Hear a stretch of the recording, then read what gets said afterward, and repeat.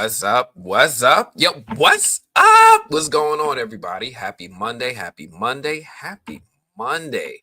Who do we have up in here tonight? Oh, it's like a couple of us. All right. Let's see. Gabrielle. Gabrielle has dance class. Oh man. Well, it's okay. I'm glad that you could be able to catch us during the replay. Ready to see you in the comments later on. We got Gothic Chick. Is it Gothic Chick or is it Gothic Chica? You know what? Vince pointed that out to me the other day, and I was like, I don't know. Don't know. I should ask. Mo, appreciate you coming through. Always happy to see you as usual. Who else we got up in here? Dragnat. What's going on, Dragnat? Appreciate you. Oh, you're gonna be driving. All right. Well, make sure you ain't commenting. I want you to get to your destination safely. Let me see who else we got up in here. We got Vanessa Wicked up in here. Thank you for coming through. Always happy to see you. Got a couple things I wanted to talk about tonight. I probably should have had all of my banners prepared for tonight, but we're gonna do our best. Matter of fact, I'm gonna probably work on some of these on the fly so we at least have a way to discern all the different topics while I say all my hellos to people who are pouring in. Marquisha, appreciate you coming through. Happy Monday. Yes, indeed. Happy Monday indeed. Lenore, happy to see you as well. Everybody, look, it's going to be a good day. It's a good day to talk. There's a couple topics I wanted to touch on. Where are my notes, right? Here we go. Let me move these notes over here because tonight I am going to touch on a few things. I really wanted to touch on some From stuff because the From creators have been doing some interviews. I wanted to, touch on some more topics like we did last time. But I don't have my minute mark saved. So like I don't want to sit here and like browse through the video with you all. Sometimes I just don't have the time I wish I had to be able to get all this stuff in order the way I would like to. So what I'm going to do, where's this at? Here we go. Is this it? I think this is it. It's so bad. I'm like still learning how to use this thing sometimes. I can't change my. All right, that's okay. Well, look, either way, I'm excited to talk. We got a lot of stuff to talk about. Monday night movies. I know. I'm excited. The popcorn's imaginary. The hot takes are real. So quick rundown of tonight's topics. Like I said, there's some From creator interviews. Maybe I'll run through them a little bit later. Superman news. We're getting some Superman news. Superman trailer news came out. The Superman trailer is coming. A new poster was released. That's really exciting. I know I'm not James Gunn's biggest cheerleader. I'm not. I know this, but I am really excited for Superman. There's a lot of cool ways that Superman can go. It's going to set the tone for the rest of the DCU. I've been keeping up with Creature Commandos because this is obviously the first project from the DCU that's coming out. And it's not bad. Some stuff I'm learning to just take with it, but it's not bad. I really enjoyed that last episode more than I thought I would, where we had the backstory of GI Robot. I thought that was really cool. I know. I'm supporting James Gunn. You know what? I want to make sure I say it again. I am supporting James Gunn. You hear me, Vince? He didn't steal my girlfriend in high school. He didn't beat me up and stuff me in a locker. None of that stuff, right? I'm supporting James Gunn. Why? I really like the DC characters. At first, obviously, I lean more Marvel than DC. However, somewhere along the lines of my teenage to young adult life, I really learned to appreciate the DC characters as they are when written properly. So I'm really excited for the DCU. I want that world to succeed. I want to get good comic book movies again. And James Gunn is in a supremely great position to make that happen. So I'm excited for that. In addition to that, there's been some news about Beyond the Spider-Verse. Beyond the Spider-Verse, that's a big one. So Beyond the Spider-Verse is something that's supposed to be happening. Uh, we just don't know when. We really just don't know when. And also, I was able to catch the Lord of the Rings, the War of the Rohirrim. I know that movie just came out this past weekend. I saw the movie like a month ago. I had to go and brush up on what I saw in order to talk to you about it tonight. But now that I brushed up on it, I was like, oh, yeah, all right, let's get into it. Now that everybody's had an opportunity to see it. One of the things I really, really don't like to do is like when I drop a review super early, like a month or 2 months before it releases to the public, because then people are like, oh, all right, and then when the movie does come out, they're not going back to 2 months through 2 months worth of videos to find my review. So I wanted to do it with you all live. Let's talk about it. It's going to be it's a pretty cool movie. Um, but yeah, like I said, I'm ready for good movies. I'm ready for good comic book movies. I'm ready for good television. I'm ready to talk about a whole bunch of stuff, right? After Deadpool and Wolverine came and went, it's been a little dry. It's been a little dry. I never watched Agatha all along. I don't have Disney Plus. I don't. Um, I haven't been able to watch Star Wars Skeleton Crew. I don't have Disney Plus. I don't. I have Hulu. I don't have Disney Plus. I'm reaching out to Disney to see if they might be willing to give me the screener so I can review it and promote it on this platform, but I have yet to receive a response. So we'll see what happens. They didn't give me one ahead of time. I'm asking after the fact. I don't know what the response is going to be. So I'm going to shoot my shot. Um, I didn't watch Agatha all along. I heard good things about it from those who watched it. Um, it's just not a group of characters I ever really had much of an interest in. So I didn't really like jump out of my seat to try to watch it or ask for it or anything like that. But again, I have heard good things about it, so maybe I'll check it out. But I've missed a lot of Marvel projects, right? I haven't watched Echo. I didn't watch Secret Invasion. I didn't watch Agatha. So that's like 3 Disney Plus projects I missed out on. We do have uh, What If coming out soon, the third and final season. So I'm curious and excited to see what that's going to be like.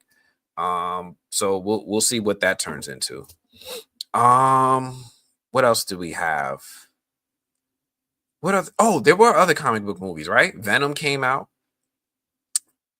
I didn't care much for Venom. I didn't care much for Venom. Venom came out and like, man, what always surprises me is like when I look online afterwards and I see the box office and there's like hundreds of millions of dollars in like opening weekend, and I'm like, really? For this? Okay. You know what I mean? Like, I don't,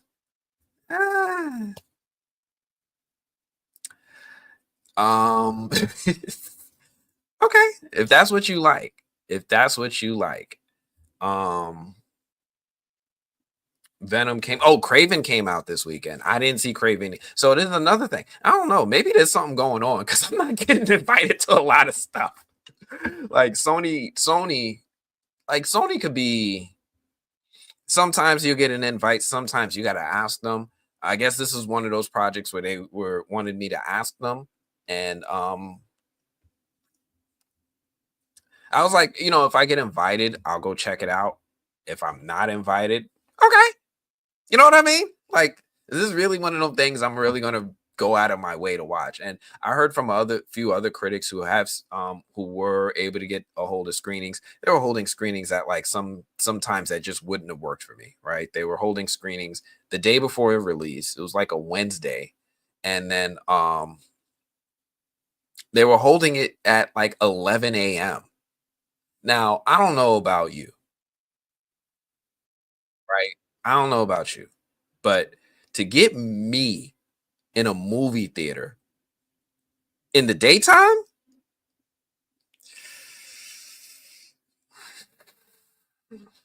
that's rough. That's a tough ask. That's a big ask. Cause like I have a job, I have kids, I have a wife, right? Getting out and 11 a.m. I'm gonna call out of work, which is a stopping bags.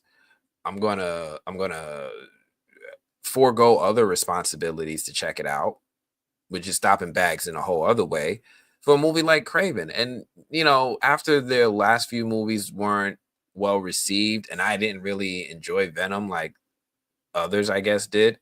It just didn't seem to have the ROI I needed, return on investment. Just if I'm going to give this kind of time, I got to get something out of it as far as either enjoyment, um, or potential to like get people to hear me want to talk about it. So I didn't see that there for me with Craven, so I didn't get a chance to see it. Um, I will say this. I will say this. Sony can cut a great trailer. Like I was so surprised. Like I was little bit holding out hope for Craven, mainly because that last trailer looked actually pretty good, right? With the rhino. I was like, I didn't even know I wanted to see Craven fight the rhino, but this makes sense that he's hunting animal-based villains. I kind of like this concept. And yeah, I just it just was not there for me. Um well, as far as me getting an invite, but the trailer looks solid. The trailer looks solid. Um but yeah, I didn't watch the movie, and apparently it's not tracking well. I get to sleep soundly knowing that I don't have the memories of this film taking up space in my brain. So here we go. Um, oh man, let me see. What are you all saying? Hopefully, Superman is an ass. For such an iconic character, they tend to struggle to make Superman stuff. You know, this is a problem I noticed not just for the movies, but also for the comic book writers. When I read Superman comics, it's tough. It's tough, right? The writers are like, all right, are we bringing Doomsday back again? Is Doomsday going to come back for the 12th time and fight Superman? Is it going to be Darkseid? Like, it's hard to make a film where Superman has a challenge because he's just so powerful. And the same with the comic books. They're like, I don't know. What are you going to do? Put him in the Phantom Zone? You're going to depower him? There's only so many things you could do. You could try to find a villain that's as strong or stronger than him, which we've seen a few times. You can depower him and try to make him try to regain his powers, which we've seen a few times. Or you can try to give him something that's like a psychological challenge, which can be done well. For anyone who's seen Injustice, that's how you make Superman cook, right? This is how you make a Superman story resonate in the 21st century. You make Superman fight something psychological, go against a trauma. He has some ideological issues against him and other people, people that he cares about. Now you've got a story I'm a little bit more interested in. But that's not the story that I think we're getting right now. So it is a challenge. I don't know how James Gunn is going to overcome this challenge, but I am excited to find out. The soundtrack to Creature Commandos is amazing. Okay. All right. Hey, I'm not gonna knock it. I'm more of a Kendrick Lamar kind of guy, but to each their own. um, is it good? Creature Commandos. Creature Commandos it's fine. It's fine. I don't have a problem with it. It's not like it doesn't get the reaction from me like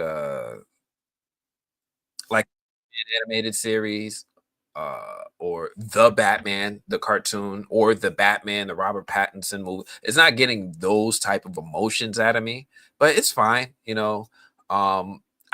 does touch on some of my typical qualms with DC projects, and that they're a lot more mature than I always want my comic book projects to be. And let me explain what I mean by that. Like, I remember like I say a few, it's probably a lot more now, but years ago, there was like this Batman animated movie that came out. And in it, there was like a scene where Harley Quinn and Nightwing had a sex scene or something. Like she took advantage of Nightwing. And I was like, huh, that was weird. I guess it was okay. It was kind of cool for them to hint at maturity once in a while, but just don't do it in abundance, right? That's fine for one time kind of thing. And then they did it again, right? And they had Batman and Batgirl hook up, and I'm like, this is really weird. Because isn't Batgirl supposed to be with Nightwing or something? Are they even in the same age bracket for Batman to be? I don't. This is. I don't know if I like this. I don't know if I like this. I don't know if I like this. And it just continued from there. Creature Commandos does it more. They just have these mature moments where characters and sex overlap to a degree that I'm not really comfortable with. I know they done it in like the Harley Quinn series, and for Harley Quinn, I could probably accept it like I did the first time, only because she's such a spoofy joke character that she could kind of get away with it. But it's when it's like with a series, I don't know. I guess Creature Commandos is spoofy like that too, so it's fine. But it's just not always my taste. Um, but yeah, there's sex in Creature Commandos, and it's like to each their own, right? I don't think it's. I'm not going to criticize it and say that it's a bad thing. It's just I'm gonna bring up a metaphor I heard from 50 Cent one time. He was talking about Ja Rule. He's like, you ever just like food that you like, I got fries, burgers, and then you come across something that you just taste and it's like, mm, mm, mm-mm, I don't like that. That's kind of like how I am with sex in the DCU. It's like I don't really like the taste of that. Right? It's not bad, I guess, for other people, but for me, it's just not something I like to taste. So, uh, for that reason, I'm out. Right? Like I'm a Shark Tank judge. For those reasons, I'm out. But yeah, that's kind of how I feel. Appreciate it. Thank you, Gothic Chick. I appreciate you too. It has been. It's been a weird year for movies, mainly because I guess a lot of the projects coming out right now, it's stuff that came out or were in development during the strikes. That we had the writer strike, we had the actor strike. It was just strikes left and right. So projects kind of took a hit as a result. So 2025 is going to be stacked though. 2025 is going to be stacked. And for all of you who are watching my live stream with the new Blurred Order on Saturday, you saw that I shared my list of projects that I'm looking forward to in 2025. It's going to be stacked. I don't have that list right now. Maybe I could dig it up, but I'm excited for it. Oh, yes, I do. I do have that list. It's here. I'll put it in the chat for you all, and I'll touch on this list maybe a little bit later. But this is a list of films and projects in no particular order that I'm looking forward to seeing in 2025. At least for the ones that I know of. Right, stuff comes out and gets announced all the time. Maybe there will be more. Maybe Jonathan Majors' magazine Dreams will finally come out. Who knows? Um. Hopefully. Oh yeah, we already touched on this one. Um. Man, isn't it crazy? Like once upon a time, I was really excited about streaming because I was like, "Oh, this is going to be so cost effective." And then the streaming apps were like, "Gotcha, all right? You thought this was going to be $2, $3? Gotcha." You know, and now we're spending like $20 a month per channel. I remember I was paying $200 a month for cable, and I was getting so many channels. Now, I get 10 channels at this rate. It's not really working for me. Secret Invasion. Okay. Look, it's not taking up space in my memory. I didn't watch any of it. I saw highlights, but it's not taking up space in my memory. Solo Leveling, Mr. Leo G. I tried Solo Leveling. I did. And I'm starting to wonder if maybe anime just ain't for me anymore. Sometimes I think that, sometimes I don't. Mainly, I know I'm going on a tangent. I probably should start talking about this news and stuff. But my thing with Solo Leveling and with some of the more modern animes is that I've been watching anime for way too long. Right? I've been watching anime for 30 years now. And when you watch anime or you're in one type of medium of anything for that amount of time, after a while, things are going to seem, I don't want to say repetitive, but you're going to see themes or things that just seem familiar. And for me, Solo Leveling is very familiar. And in that way, if I was new to anime and I was watching this for the first, I'm sure I would love it. I'm sure I would freaking love it. But it just doesn't have the same. I just don't get the same feelings from it as other people. Coming from seeing so many different anime, and it's like it seems really familiar. So I don't knock anybody who likes Solo Leveling. I saw like, I don't know, like 6 or 7 episodes, and I started saying stuff to my friends that was offensive. They were like, I was like, all right, so when does it get good? They're like, you're on episode 7, mother. Like, they wanted to fight. Like, how are you asking me this? And I was like, oh, my bad. I thought the beat was gonna drop. Like, I thought it was gonna. I didn't know. I honestly didn't know. So yeah, Solo Leveling. Yeah. That if you told me when I was a kid that they would have made Venom movies that would be ass, I would have thrown hands. I'm with you. I'm with you, especially because some of us grew up with the Spider-Man, the animated series, and we didn't know how good we had it. We didn't know how good we had it. When that space rocket came down with Prometheum X and Spider-Man hopped in and got the black suit, I didn't know how good I had it. I didn't know I was supposed to really appreciate a comic accurate black suit. Cause like anytime they do the symbiote now in comics, video games, whatever, it's not exactly the same. They got to make some changes. They got to make it their own. Now that I didn't know how good I had it, and then when Venom came out, what's going on, Parker? And he like ambushed Spider-Man on that roof.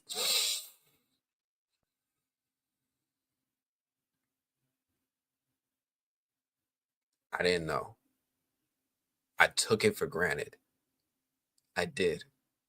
And now when we talk about how we want a Spider-Man 98, and Marvel's just sitting there playing games with us, giving us friendly neighborhood Spider-Man instead. I didn't know. All right, now I know. Mr. Leo G, I'm waiting for wait. That's what I hear. Wait, it'll be on Netflix sooner than you think. Right? What is December? I think the window is like 2, 3 months. What's that? Like February, March? Look, we're gonna walk out of Captain America. You could go home and watch Venom, and then we could talk about it. um Agatha series was a lot better than a lot of Marvel series. I believe you. I believe you. I'm see, I don't want to have that reaction to Agatha that I did to Solo Leveling and start making friends mad. Like, all right, so when does it pick up? When does the beat drop? Like, I don't know. I don't know. Mainly, again, it's really like I heard Echo was good, but I'm not invested in the character of Echo. It's not a character I ever really was interested in.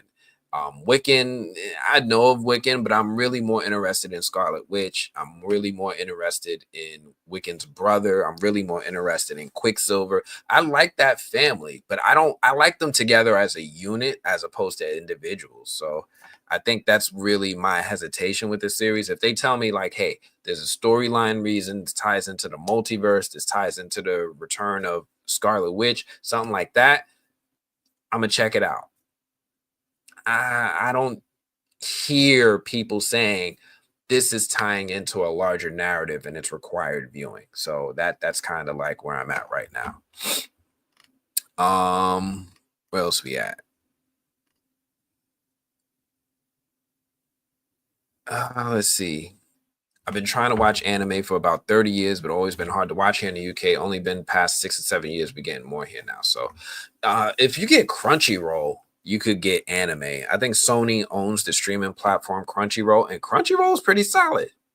They got a pretty robust lineup, and Netflix quietly built up a really, really large anime library. Dragon Ball Kai, Daima, excuse me, Dragon Ball Daima is on Netflix. Like Pokemon is on that. Like all these animes is on Netflix. So there's options here. I don't know if it's like that in the UK. I know they do it regionally.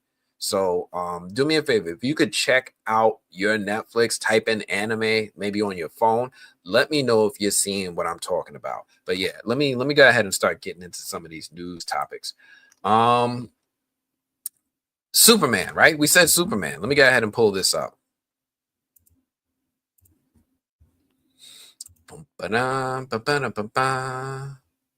Bum ba-da, ba-ba-da, ba-ba-da, bum ba-da, bum ba-da, bum bum ba-ba-da, bum bum bum bum bum.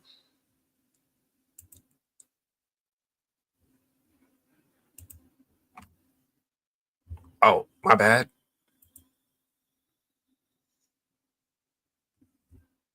That's our teaser. Let me play it again. Can you guys hear this?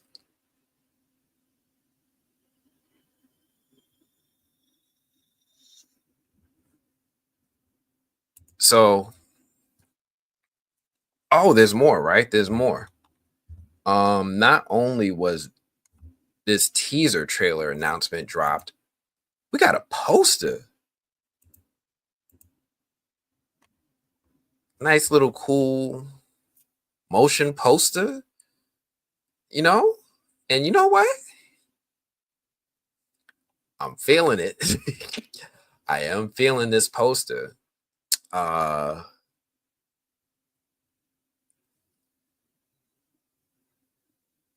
they did their thing with this poster. I can't even judge them on this one. This poster's pretty solid. Move these around. There we go.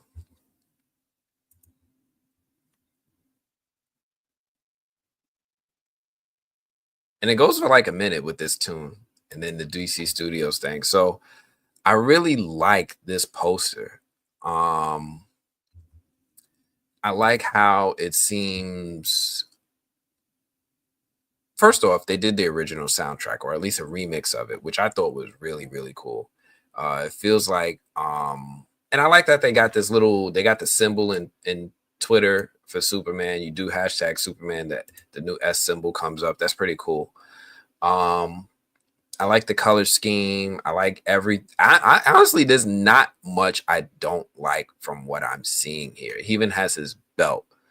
Um, So I'm actually kind of excited for this movie. This movie looks like it's going to be solid when it comes out. Well, let me rephrase that. Let me back up.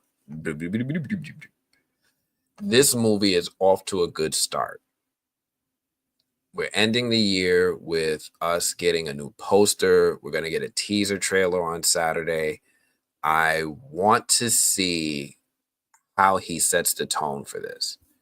Um, One of the things that I said for a while is, if they try to use the same energy, the same approach, or the same formula that we've seen Gunn use in his Guardians of the Galaxy or his Suicide Squad or his Peacemaker.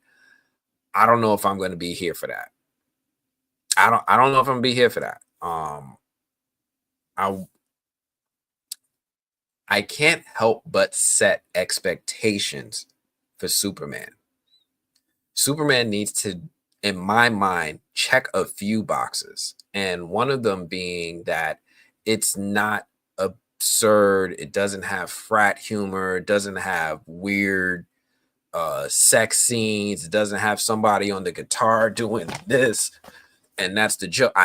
I can't, I can't, I can't. Um, but if they are reverent to the character, they give him a challenge, they make an interesting on-screen film, um, then I can do that. I know once this movie releases, so many Zack Snyder fans are going to immediately do comparisons. Um, it's going to be really interesting. Superman is going to set the tone for the rest of the DCU. We know that there are other superheroes in it: Hawk Girl, Guy Gardner, Green Lantern, Mr. Terrific, and those are just the ones that we know about. Um, there's a lot riding on this movie. There's really a lot riding on this movie. There's really a lot riding on the uh, way that this character is interpreted and translated from comic book to screen in order for this to be a success. I don't. There's a couple things that I'm a little worried about. Is that I'm obviously, like I mentioned, I'm a little concerned that it might lean too much into the type of humor that I don't think really suits Superman. But the other thing is that I don't want it to be one of those films that leans too much into being an homage. A lot of what we're seeing right now feels borderline to like a really heavy homage. You guys remember Superman Returns with Brandon Routh? And it came out like, I don't know, like 20 years ago at this point. Um, People did not react well to that movie. It was like a $200 million movie. The biggest stunt was Superman saving a plane. I don't even think he threw a punch in that movie. Um, People didn't react well to it, mainly because we found out that that version of Superman, that version of Lois Lane, was a continuation of the Christopher Reeve movies, and it was really, really heavy with trying to be an homage. No, it didn't work. If anything, I would love for the DCU to emulate Justice League cartoons. Not the animated movies, not any of that stuff that we got in the last 10, 15 years. I'm talking about the old CW Saturday morning cartoon where all the characters were following along in their own continuity with interconnected stories. That's what I want to see from the DCU. What's this at my door? Why does this man come now? Um,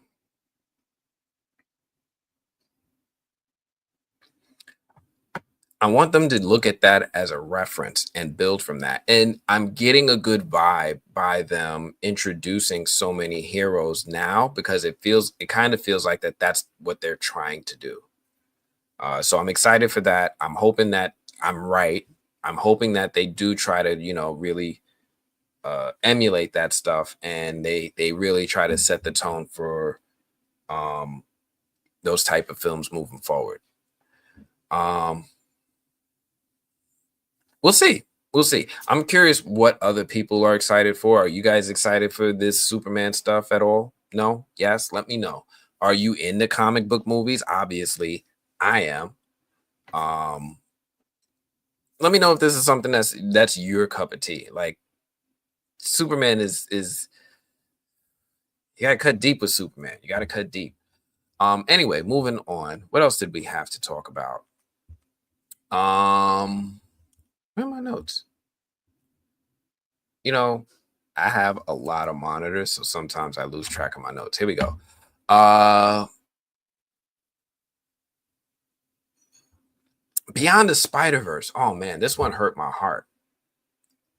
This one hurt my heart. So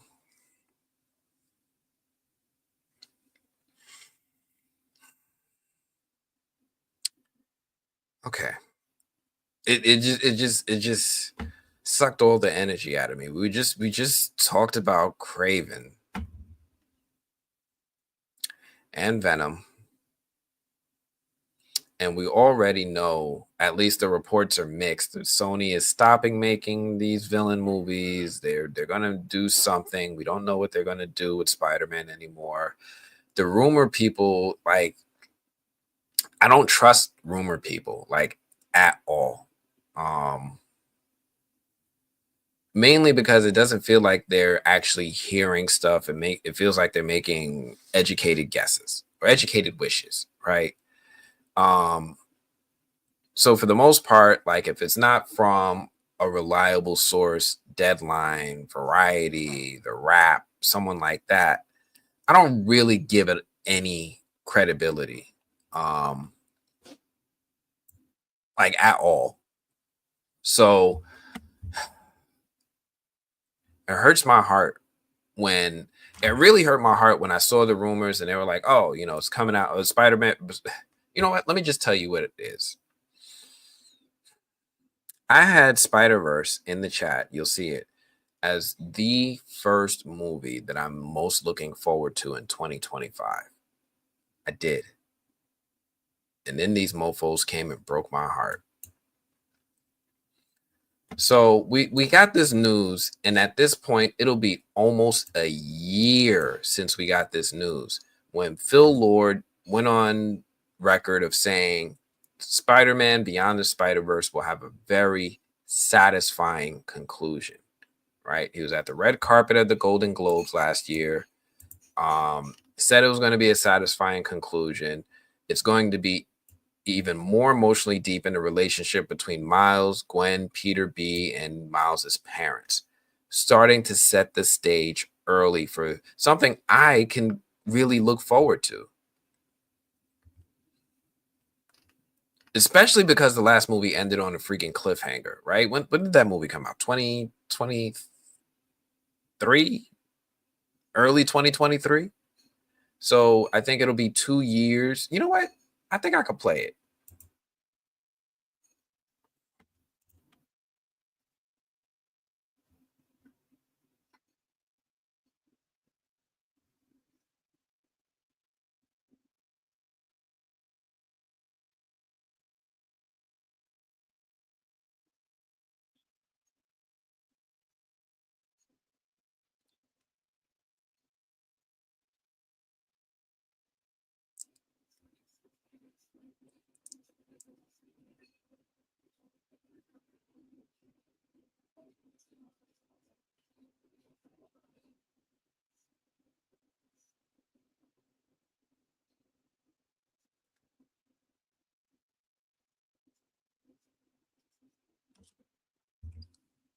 That's no sound.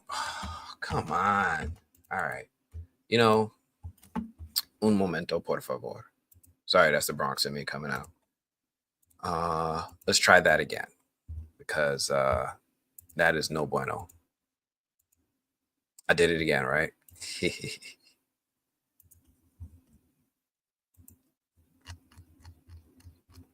I'm gonna run it back. Ready? It will be a very satisfying conclusion. It goes even more emotionally deep into the relationships between Miles, Gwen, Peter, his parents, to include as Hobie Brown. Like all your favorites are back, and the big thing that's interesting for Miles is how do you deal with a sense of betrayal and turn it into something affirmative? And I think that like the thing that we try to do with these movies is represent goodness and and show how the love that the characters in the movie have for Miles translates into his growth and success. Right. And first off, I thought this interview was hilarious for a couple reasons. One, like Phil Lord is saying all this stuff, and you can tell it's like an unrehearsed question. He's not prepared for it. And Chris Miller is just cringing, like, oh my gosh, what are you going to say? Are you saying too much? Oh, like, look at this man's face. He's like, we are in so much trouble. Like, the look on his face, he looks so uncomfortable. But what this moment meant to me was that they had a plot decided, right? Phil Lord was like, we know how it's going to end. We know how this movie is going to end. We know where the story is going. And that right there gave me so much confidence, mainly because they just did so well with the first two movies. So when we saw that they said, hey, it's going to have a satisfying conclusion. Originally, it was supposed to come out in March 2024, and they delayed it for a while. I'm thinking in my head, ain't no way this is getting delayed more than like a year, right? Because they were working on this in tandem with the last movie, right?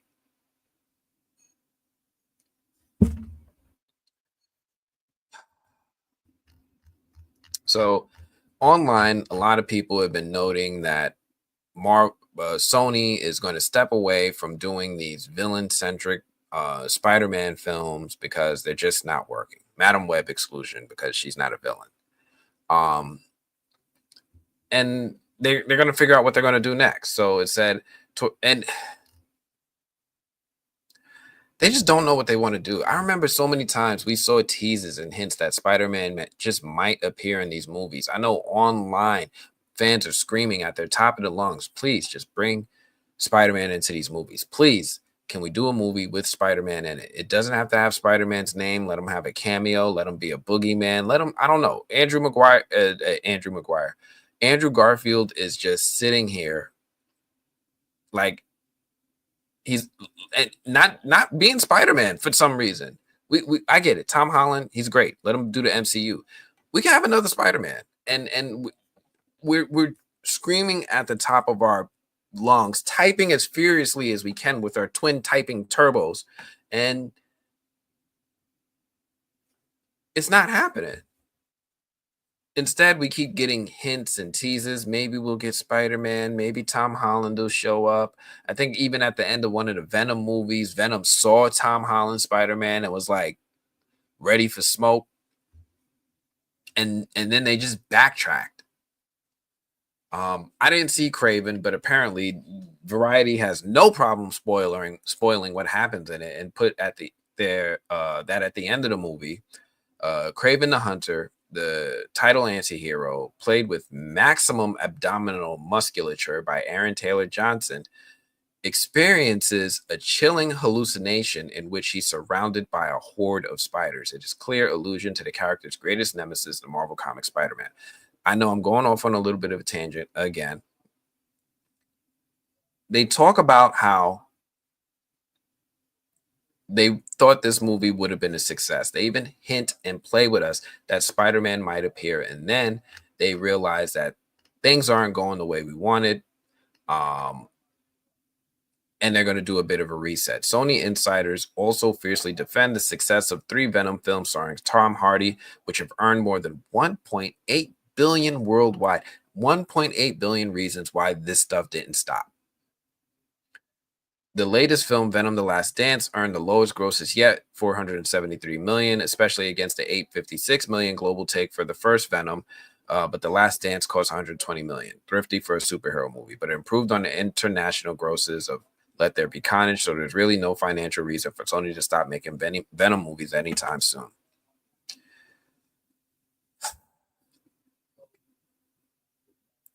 And then I keep scrolling because, online all day or all weekend, there have been these reports, Twitter, Facebook, Instagram. People are like, oh, Beyond the Spider-Verse ain't coming out in 2025, according to Deadline. I'm like, what? Stop your cap. Stop your cap. Ain't no way this movie ain't coming out, because this is the only other justification that Sony has for keeping this Spider-Man IP, right? Venom, I don't know how that happened, but it got 1.8 billion. But the Spider-Verse movies, they're winning Academy Awards.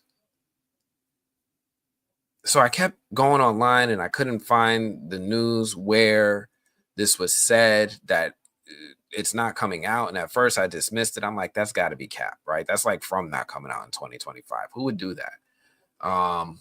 But then I kept scrolling and I finally, after some much digging, I found this. Oh no, this was something else. That was just silly. But no, this is it. This is it.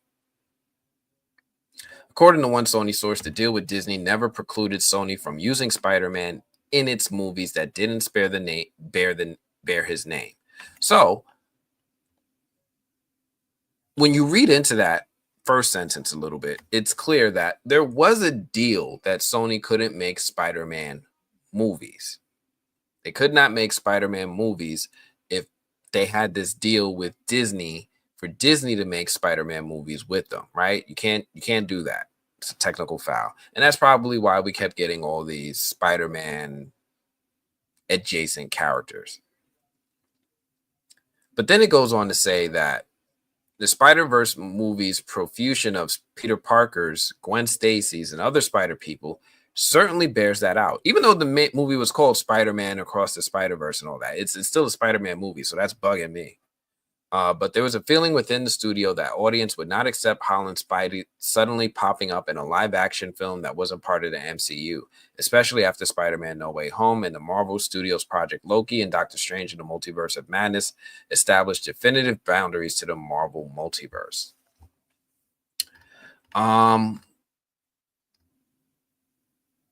That's wild to me. That's wild to me. That is wild to me.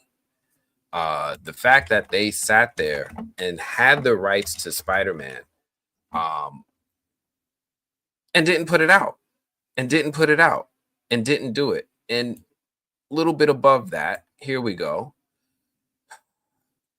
For Sony remains deeply invested in making movies about Spider-Man, the beloved Marvel character who launched the current era of superhero cinema. The fourth Spider-Man film starring Tom Holland is expected to start filming in 2025 in partnership with Marvel Studios. The animated Spider-Man Beyond the Spider-Verse is in production and will conclude the Oscar-winning trilogy, focusing on Miles Morales, as Sony is producing a live-action Spider-Man noir series starring Nicolas Cage. Did I miss it? I might have missed it. But the point being is that they're saying that Spider-Man Beyond the Spider-Verse is not coming out in 2025. This has got to be one of the biggest fumbles I've seen in a while. We critique Sony for a lot of stuff, right? Because it's like Morbius movie without Spider-Man, wild. Venom movie without Spider-Man, extra wild. Beyond the Spider-Verse not coming out even a year after the original announced date, something is up. Something is up. Something is not right. And it's heartbreaking. Appreciate you coming through, RC. Thank you. Hey, I'm talking about a lot today.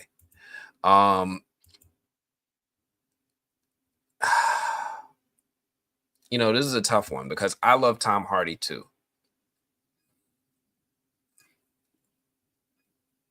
I have a problem with the way that they've handled the character of Venom. I'm trying to like, it's hard for me to even talk about this because I'm still getting through my feelings of the Spider-Verse movie not coming out. But let me just explain something for y'all real quick. Venom and his existence is the result of actions of Spider-Man in every other medium except the movie. Venom doesn't even swing from webs. Venom doesn't even have the spider symbol on his chest. Venom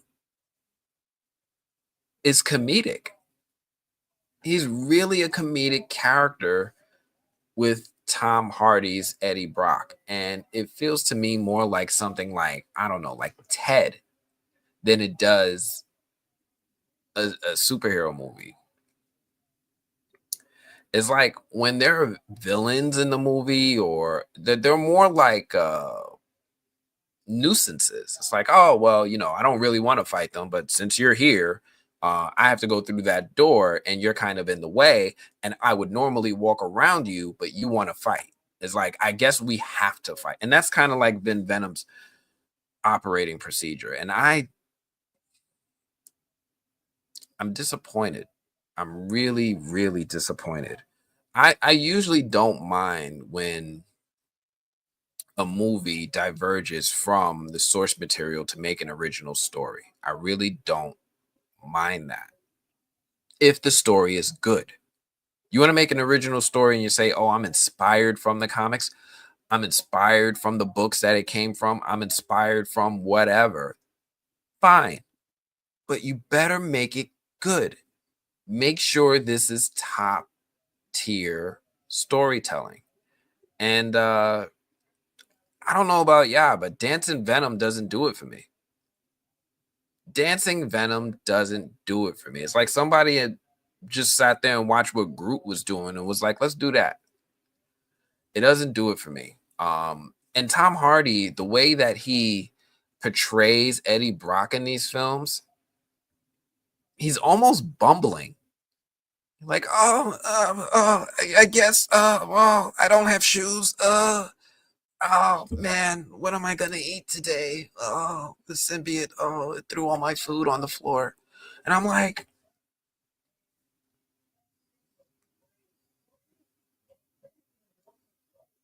how? How did we get here? How did we go from a ferocious, dangerous being to somebody who's like trying to figure out where they're gonna get shoes for like an hour? This is I like Tom Hardy. I like him in so many projects. I don't like the way Eddie Brock is written. I don't like the way the Venom symbiote is written, and I don't like the way that the narrative of the stories progresses. It's like they know what characters we want to see in the movies. It's like somebody's making a Venom movie without having ever read a Venom comic ever, right? Imagine I made, I don't know, Curious George, and Curious George was running around like a Ninja Turtle. Maybe that would be actually kind of cool, but you know, it's like I don't know.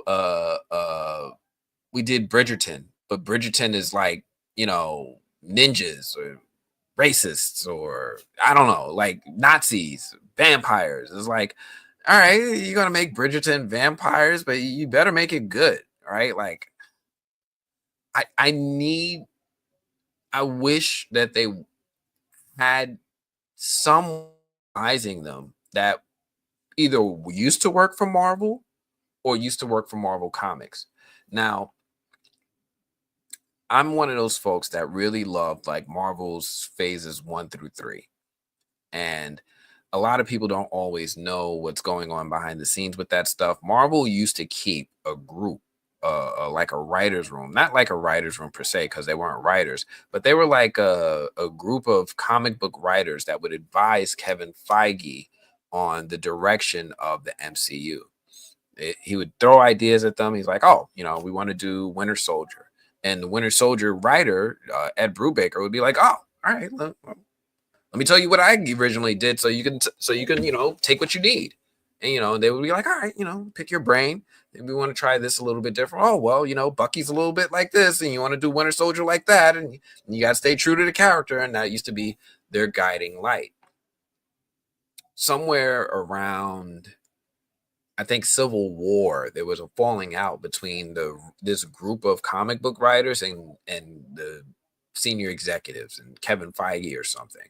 They were like, "Oh, we want to do Civil War," and the writers were like, "How are you going to do Civil War? You don't have access to most of the important characters. You don't have Reed Richards. He's critical to Civil War. You don't have Spider-Man. Well, at the time they didn't have Spider-Man. He's critical. You don't have the X-Men. There's so many characters that encompass Civil War from the comic book that they just couldn't wrap their heads around how Kevin Feige was going to make it work. And he was like, this is when I realized I don't need you. Shoot. And, you know, they helped him map out all the way up and through Endgame, maybe a little bit further. But that was about it. And then after that, we started to see the more original stuff. The last great comic book movie I saw had a comic book writer involved. Deadpool and Wolverine had Zeb Wells as one of the writers. If you look up this dude, Zeb, Z-E-B, Wells, W-E-L-L-S, he's a comic book writer. He's written for Spider-Man. I think he's written for the Deadpool comic. He works with comedic writing really well, and it worked for him. So we see the results of that movie. I wish Sony would do that. I wish Sony would be like, you know what? Why don't we just hire Brian Michael Bendis? He's sitting around. Why not? Right? You know what I mean? Why don't we just hire, you know, Jonathan Hickman? We've got money. Give him some money. Robert Kirkman. Anyone in this field just to advise us sometimes. Like, hey, you think we could do Spider-Man movies without Spider-Man? What do you think? Somebody, you know what? They didn't do that. One thing, and I'm going back to what I said about James Gunn, I'm really excited about with James Gunn is that he is doing that. Tom King is in the building. Now, I know that I'm going really deep into my comic book knowledge. Tom King is like, he's a phenomenal writer. He's not everybody's favorite writer, but he really knows his lore and his worlds really well. He's going to be one of the folks involved with the Green Lantern stuff. He's the original comic book writer for the Supergirl Woman of Tomorrow story that was made as a comic that's now being adapted into a film. He's written a lot of great stuff. He was working with Ava DuVernay at one time on the New Gods movie back before James Gunn got involved. So he knows his stuff. He's been around the DC offices, both in the comics and in the studios. And I'm really excited to see his work adapted to screen. The last time we've seen something from Tom King adapted to screen, it was called WandaVision. I don't know if you've ever heard of it. It was pretty good. Tom King original comic was the inspiration for the stuff that we see in WandaVision. So I'm excited for them to borrow from him and for James Gunn to use him as a resource in all of their other projects. I remember James Gunn said before, like in an interview, like, yo, I keep Tom around so I can phone a friend, right? Like he's like my break glass person. If somebody asks me something about DC lore and I don't know the answer, I call up Tom King and Tom King bails me out. So I love that Tom King is that person for James Gunn. I love that they have that kind of relationship where they're close and James feels that confident in him that he's like, look, I might not know everything about this world, but I have someone that does know. I love that answer. You don't have to know everything, but you have to know how to get the answer. And he does. So that gives me my excitement for the DCU. I wish Sony would copy that. Get someone from the comics, please. Pay them. There's so many former great Marvel writers. Mark Miller. Mark Miller is just sitting there. Hire him. Grant Morrison. I don't know if he's ever done Marvel stuff. Hire him. Jeff Johns could probably even help you. Hire him. Okay. I think I went on my rant. I was not planning on talking about this for so long. But yeah, that's pretty much how I feel about the Spider-Verse movies. It's not coming out in 2025. And they gave such a weird reason too, because they said we want to make sure that we get the quality right. And I'm like, what?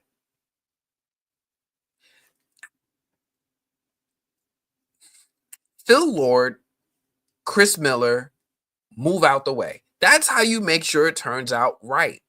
They given you 2 Oscar award nominated, if not winning films back to back. What is it that they think that like these guys haven't earned your trust yet? Like, I don't understand. I feel bad for these guys because Phil Lord and Chris Miller have gotten like they were supposed to do the Han Solo movie and then they got taken off of that. They were doing I think they did the Lego Batman movies. Those did really, really, really good for Warner Brothers, and then somehow that stopped happening. They're doing really, really good work with the Spider-Verse films, and now we're in a situation where they're saying, you know, a year ago these guys are saying we've got the story figured out, and then a year later Sony is saying we're trying to make sure there's quality. And I'm like, something ain't adding up. Something is not adding up. So I don't know. What you got for me, Skylar? I wish Sony would just end this mutation of an agreement with the Spidey characters and just give them back to the MCU where they belong.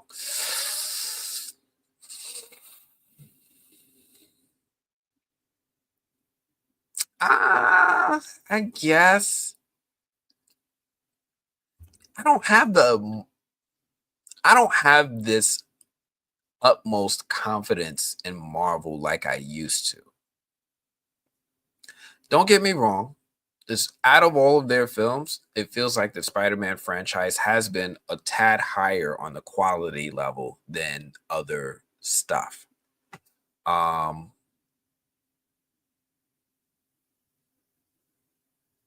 They nailed it with understanding the comic origins, giving us comic panels in the films, staying true to most of the characters and their interactions. I guess, you know, I wish personally, my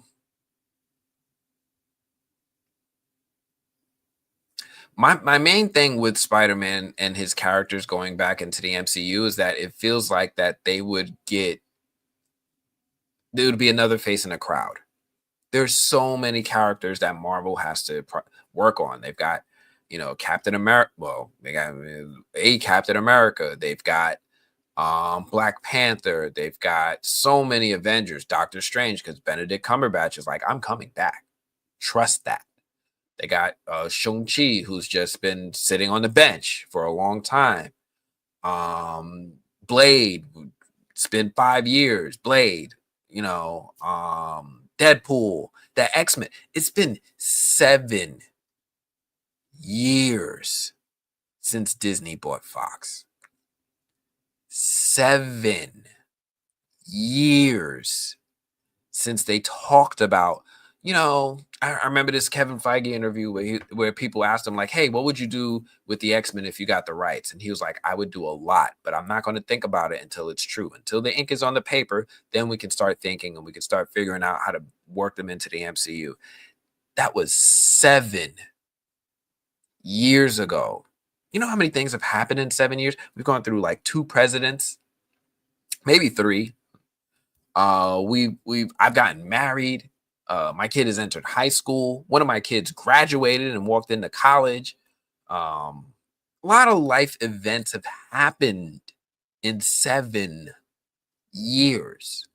So for 7 years to go by, and they still haven't figured out how to introduce the X-Men yet.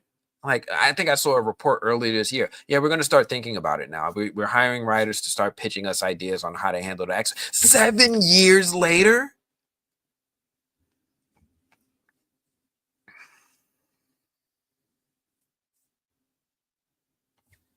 Breaking my heart, yo. Because I think about it. Think about it this way. If Marvel had the rights to Spider-Man, would we have gotten the Spider-Verse movies? Would Miles Morales even be a priority? Or would they just not?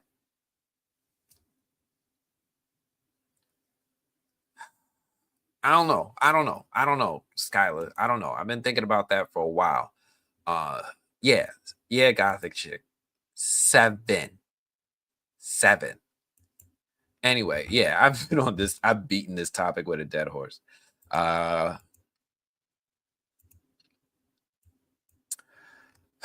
Spider-Verse got delayed. Lord of the Rings. Any Lord of the Rings fans up in here? Curious, how many of y'all are Lord of the Rings fans? Out of 30 of y'all watching right now, how many of y'all are Lord of the Rings fans? And I see the 5 of y'all on Twitter. Y'all can speak up too. I see y'all. I see y'all. How many Lord of the Rings fans here? Because I'm one of those, I don't know. Like, if it was a room full of 10 people, 4 people likes Rings of Power. The other 6 like hating on Rings of Power. I like Rings of Power. I like Lord of the Rings. I am here for that Peter Jackson love. Oh, all right. What you got? Yes. Yes. I know what that means. Waiting for it at the moment. Oh, listen. War of the Rohirrim is out. And it's the first movie with the Lord of the Rings name since the Hobbit films. Mo said, I enjoyed the original trilogy. Simone said, I'm a fan. So I saw this movie, The War of the Rohirrim, and let me pull this up.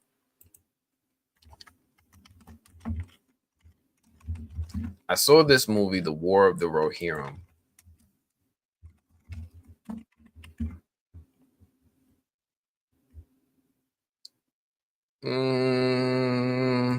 It's going to give me a nice little copyright strike, but whatever. And that's the first thing that I saw when I saw it, right? Most people saw this. Peter Jackson Presents. And I was like, oh, yes. Right? Peter Jackson Presents. And then it goes into this whole thing, and we see some of the live action shots, and then they're breaking into it, and we get this reminder of all the cool stuff that we loved: Middle Earth, the Rohirrim, Helm's Deep, all the great stuff that we loved about the Two Towers film. And they're like, we're going back. We're gonna do it animated. And when I saw this, I was like, yes, this is that energy that I need. And then they started going a little bit further. And then I saw this and I was like, wait, what? Kenji Kamiyama? Okay. Okay. Where are we going? And then they kept going. And then it's like, oh, it's a cartoon. Oh, it's an anime. I'm like, do these two go together? You know, I struggled with this. Because on one hand, I'm like, you said Peter Jackson. And on the other hand, I'm like, anime? With Lord of the Rings? I like anime and I like Lord of the Rings, but I don't know if I always want these two together. It's like when people have pineapple on their pizza. It's like, I like pineapples, I like pizza. Does not compute when you put one on the other. I love pineapple pizza, by the way, and we can talk about food if we need to. But for a lot of people, myself included, we were confused. So for those of you who have not yet seen the movie, here's what I'm going to do for you. I'm going to give you a review. I'm going to give you a review live and direct right here, right now.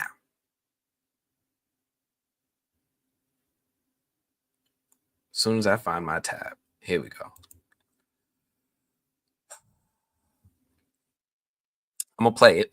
Matter of fact, let me move myself on top of it a little, and I'm going to mute it and try to avoid a copyright strike. Try my best.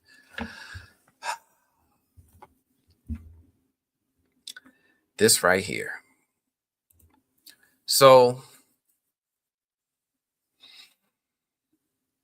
it's Middle Earth meeting Saturday morning cartoons, but you know, with swords and blood. All right, let's go. It gives us an animated take on Middle Earth, but I'll be honest, at first I was like, where's my Peter Jackson and his live action vistas, right? But then when you watch the movie, you see these Oliphants showing up. And I thought, okay, I like the Oliphants because I remember them, right? You remember them from Return of the King and all those big, giant, like 10-story elephants with those huge tusks, and they just clearing the field and bodies are flying everywhere. I am vibing with it. We got iconic locations. We got Helm's Deep. We got Isengard. And this style is kind of wild. It's kind of good. It's like they took the gritty realism of the films and gave it an animated upgrade. And trust me, the animation delivers on the big stuff. We've got the epic battles, we've got gorgeous landscapes, and there's enough flying arrows to make Legolas proud. Now, let's talk about Hera, this redheaded woman here. She is our lead character. She's got that Eowyn energy. She's rebellious. She's fearless. And she's ready to fight anyone, including her stubborn dad here, who's giving this dude the work. Wham! Hera is basically what happens when you mix Disney princess ambition with Middle-earth grit. And I'm loving it. I'm loving it. Gaia Wise, who voices Hera, knocks it out of the park.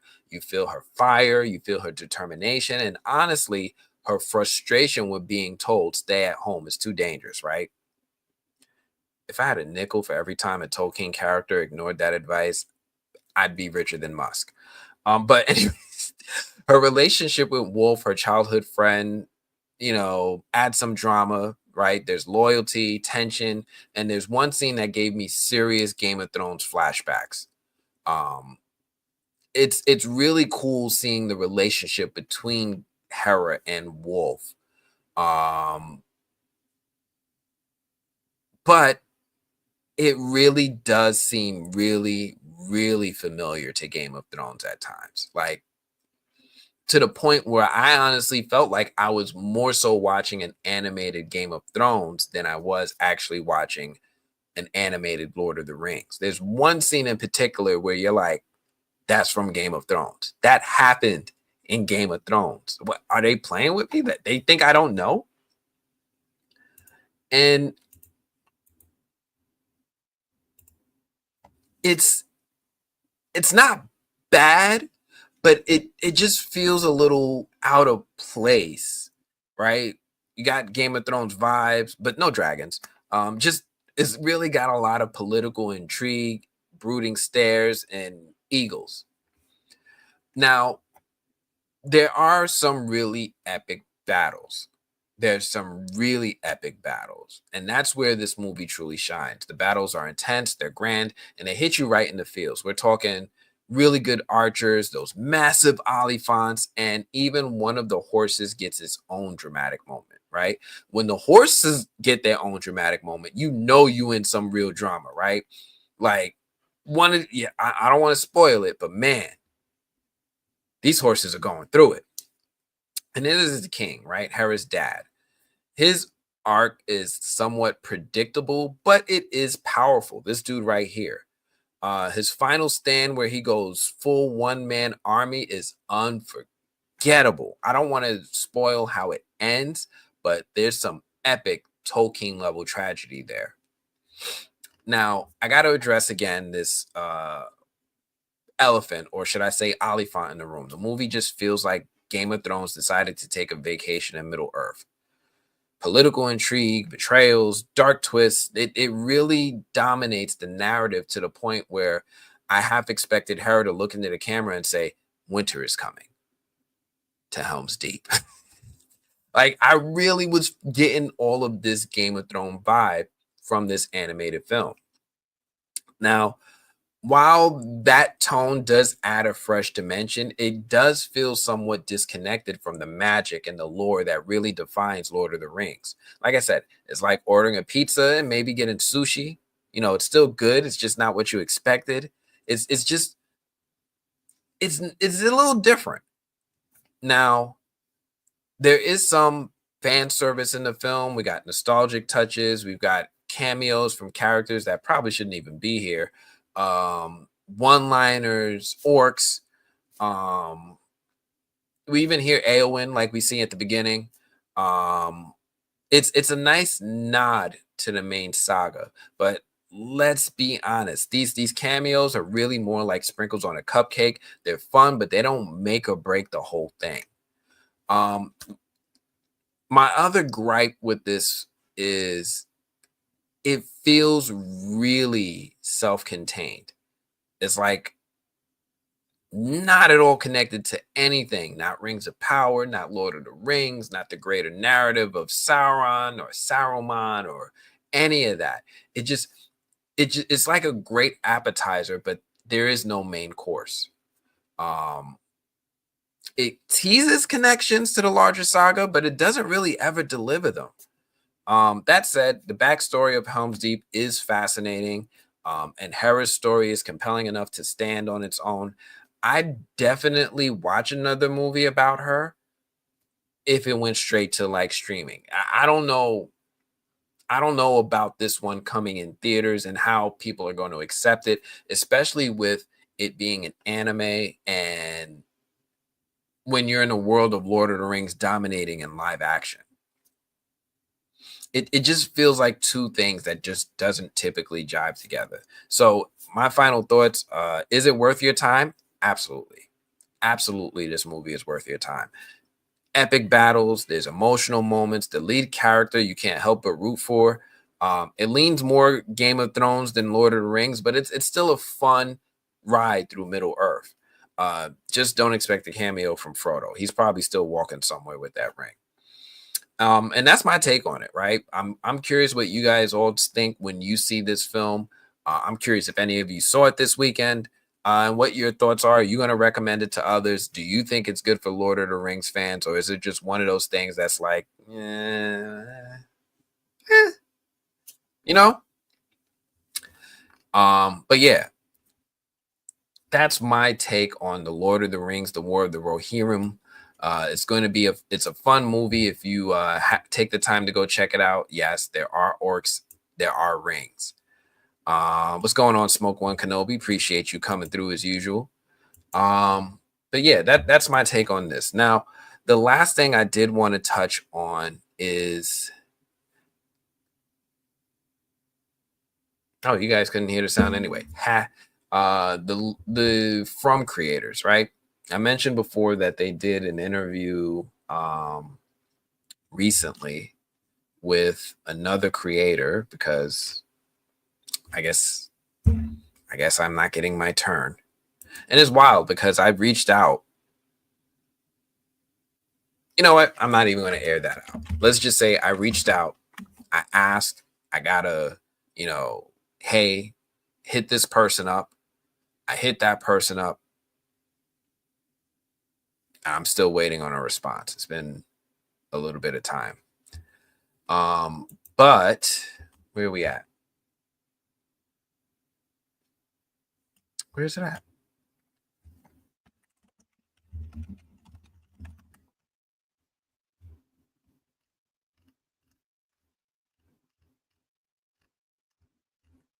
Give me one moment. I'm going to find this interview for us real quick. You would think I would have this ready, right? Sorry. It's been one of those days, y'all. It's been one of those days.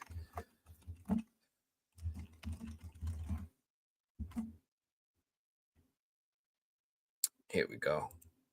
So, love this channel. I really support these creators over here over at Sci-Fi Vision.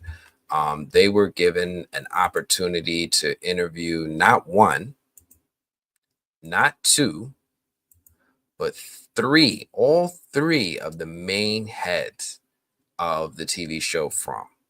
They had John Griffin, Jeff Pinkner, and Jack Bender all on a live stream is now available on able to ask questions with Google Play and go through the show and just really pepper them with theory questions and so on. No, Karen, you got to do your job. Which I thought was really cool.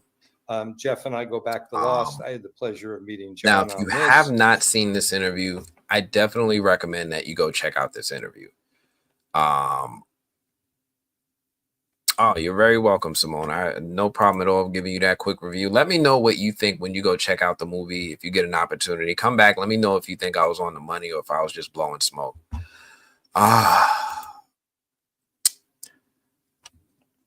Yeah, all city. Look, if when one of us gets them, we all get them. That's how I think of it. We're one big family. And at this point, a lot of the questions that have been that I probably would have asked were asked either from from E-Man's reviews or from Sci-Fi Vision. Another thing is that was a little intimidating for me and that I saw kind of was a challenge for Sci-Fi Vision is when you have all three of these creators in one room, it's a little bit hard to interview them because they're just it's a challenge. It's a real challenge. So one of the things that I wanted to bring up in this interview real quick was MJ Jones says, I like E-Man's interview better. Well, E-Man did something really, I don't want to say smart, but he did it different. So when E-Man told me he was getting the interview, I told him, hey, I'm reaching out to them too. I want to do a live stream interview with them. And he was like, I don't think you want to do a live stream. And I was like, why? Why wouldn't I want to do a live stream? Like people got questions in the audience and, I like to share this opportunity with the fans that are supporting. And his thing was like, yeah, but that's going to be really hard to manage, right? You're going to have fans who are going to be, asking questions, maybe questions that really take us off in different directions, and you're not going to be able to control the conversation the way that you probably want to. So he did his pre-recorded. So I was like, all right, you're going to talk to them. And we talked a little bit about his questions, and then he went and did it that way. And after watching it, I understand the value of what he was talking about, especially when you compare it to what was going on with this interview, where there was a live chat, people were super chatting, they're giving money. You're a creator. It's like, man, how do I handle these super chats and ask the questions that I want? It's not easy. So watching this, I was able to see a few things.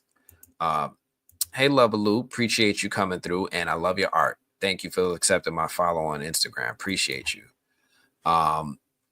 One of the things that I really wanted to point out in this interview, and I'm not going to play the whole interview because honestly, I didn't put the minute marks in that I wanted to highlight. But one of the things that this interview kind of confirmed for me was, and they've said this a lot of times, is there's an idea as to how the story is going to go. But they don't really have all of the mythology planned out. And let me explain what I mean by that. So they talked about how, for example, right? We know Smiley was murked by Boyd. You're welcome, Lovaloo. Listen, you're going to see a whole bunch of notifications. I was going through them and I really like the art. You can watch. You're going to see a whole bunch of notifications.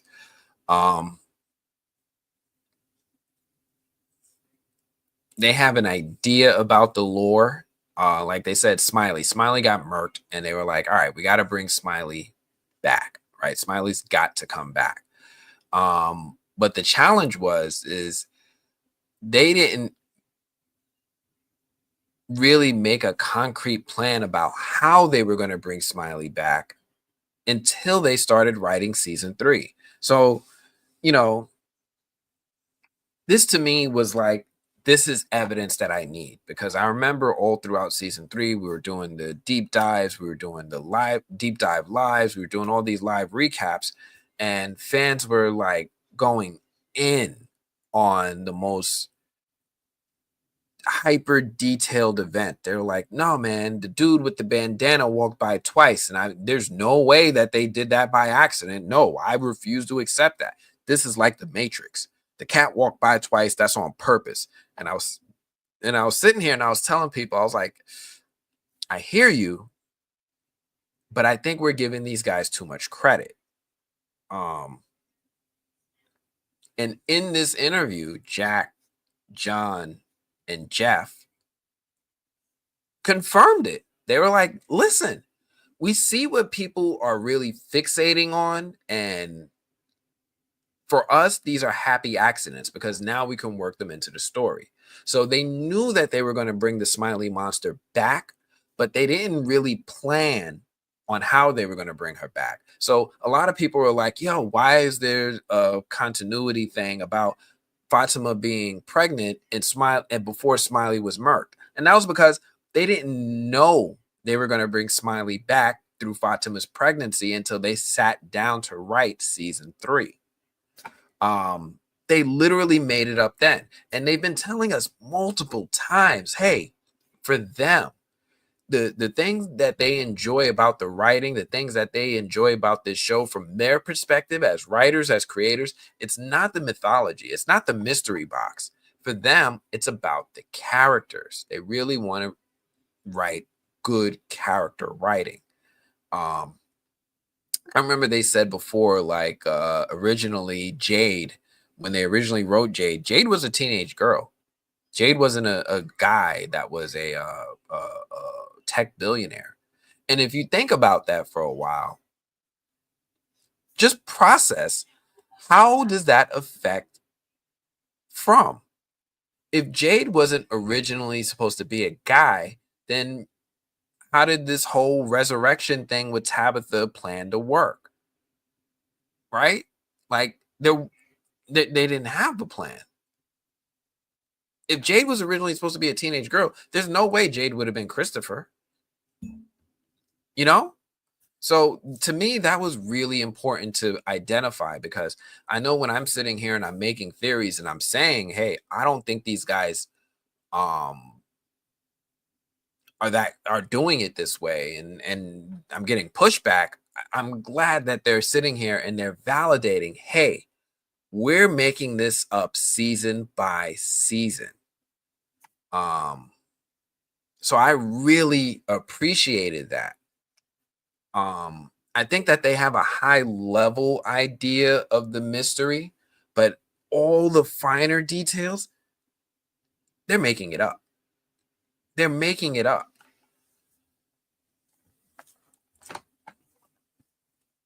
So when we get into things like who threw the rope, why do the monsters run? These aren't intentional breadcrumbs for us to latch onto. These are happy accidents. These are happy mistakes. The writers are just sitting there. They're writing one season, then they're going online in between seasons, seeing what things really resonated with fans. And they're like, all right, I'm going to borrow this or I'm going to borrow that. And they all but short said, sometimes we borrow fans' ideas, borrow fans' theories, because they can't say that, right? Because then, people could come up and be like, you took my idea. They're not going to say that, right? They're not going to incriminate themselves in that way. However, they heavily implied it. So I just wanted to touch on how they did confirm that these things are being written season by season. And also, I forget if it was in this interview or in E-Man's interview, they did say that they have not started writing season 4 yet. They haven't started writing it. And I don't think that's a bad thing. Honestly, I don't think this stuff takes them that long to write. I would imagine that within, 2 months, they can bang out the season between the three of them. But they did make it clear that they're making it now, and they're going to figure out the mythology later. So E-Man's interview with Jack, thank you. E-Man, I didn't watch E-Man's interview with Jack yet, but he did tell me some of the broad things that Jack said. I have to go back and listen to the whole thing, but he did tell me like that was one of the things. Oh, and yes. Oh my gosh, yes. Thank you, All City Big Heck. You MVP right this. And Kui is made up. And people did linguistic deep dives. Now, I love From. I do. It's not that deep. It's not that deep. John, really smart guy, really smart writer, but he's also, I don't want to say like an opportunist, but he is taking advantage, or he's paying attention to what people are gravitating towards, and picking up on those things and using them in this next few episodes or seasons or whatever. And Kui was a word in his mind he made up. The man in yellow in his mind was some guy dancing on the streets of LA. It's not the God in yellow or whatever. It's something a little bit more personal to him. I've said it before, and I'm going to say it one more time. John, Jack, and Jeff are like so many other writers in the world. When they're creating this show, they do get inspired. You're going to see stuff that is Stephen King like, right? You're going to get some Nightmare on Elm Street. You're going to get some Irish folklore with fairy and fae. You're going to get a whole bunch of things that are inspiration based off of their life experiences and things that they've encountered. Readings, people on the street that are homeless people dancing in the middle of the street. Movies that they've seen as children. I think I saw Quentin Tarantino say it in an interview once. The best artists in the world steal. They don't borrow. Right? And Quentin Tarantino he steals all the time. He steals shots. He steals camera angles. He steals sometimes like not word for word dialogue, but story beats. And he makes fantastic films from them. There's nothing wrong with that. A lot of creators do it. Jack, Jeff, and John are borrowing, if not outright stealing from their favorite creators, and they're making something incredible. I applaud them for it. Twitch is awesome, but getting 10 ads in 10 minutes is not. Here's the easiest way to get rid of Twitch ads for good. This is Pi, the fat I love in this. these theories We and in won't- these deep dives. So that's why I say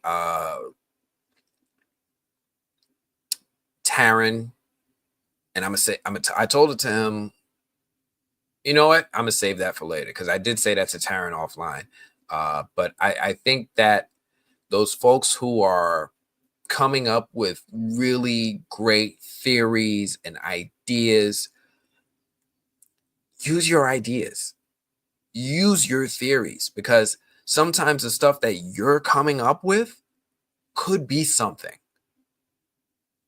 Write it, make it something, because I don't think that these guys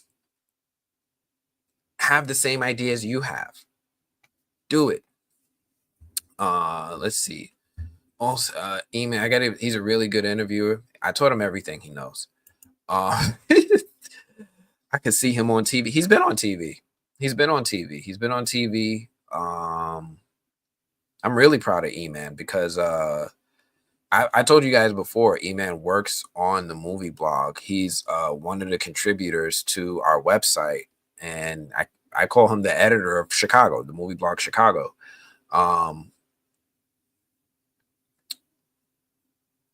He's been on, what were the shows? He's been on a few TV shows where he's done interviews and he's had chats and he's done public speaking where he talks about, mostly he was talking a lot about recast T'Challa, but sometimes local TV in Chicago will invite him on to just be like, hey, talk to us about movies coming out this weekend. So pay attention. If you live in the Chicago, Illinois area, pay attention to your movie, your local news channel. Usually if their movie guy is out, their main movie guy is out on vacation or something, they'll ask E-Man to come in and he'll come and do some stuff. Tarot cards were nothing. They were inspiration. They were inspiration for iconography and imagery in the series. Certain things I think are something. The Civil War soldiers are something. The ages of the houses or something, how they're all different ages. Like the church is way older than Colony House, which is older than the Matthews and Mrs. Lou's house, right? It's just so many different time periods mashed together, including that motel pool. So it's inspiration.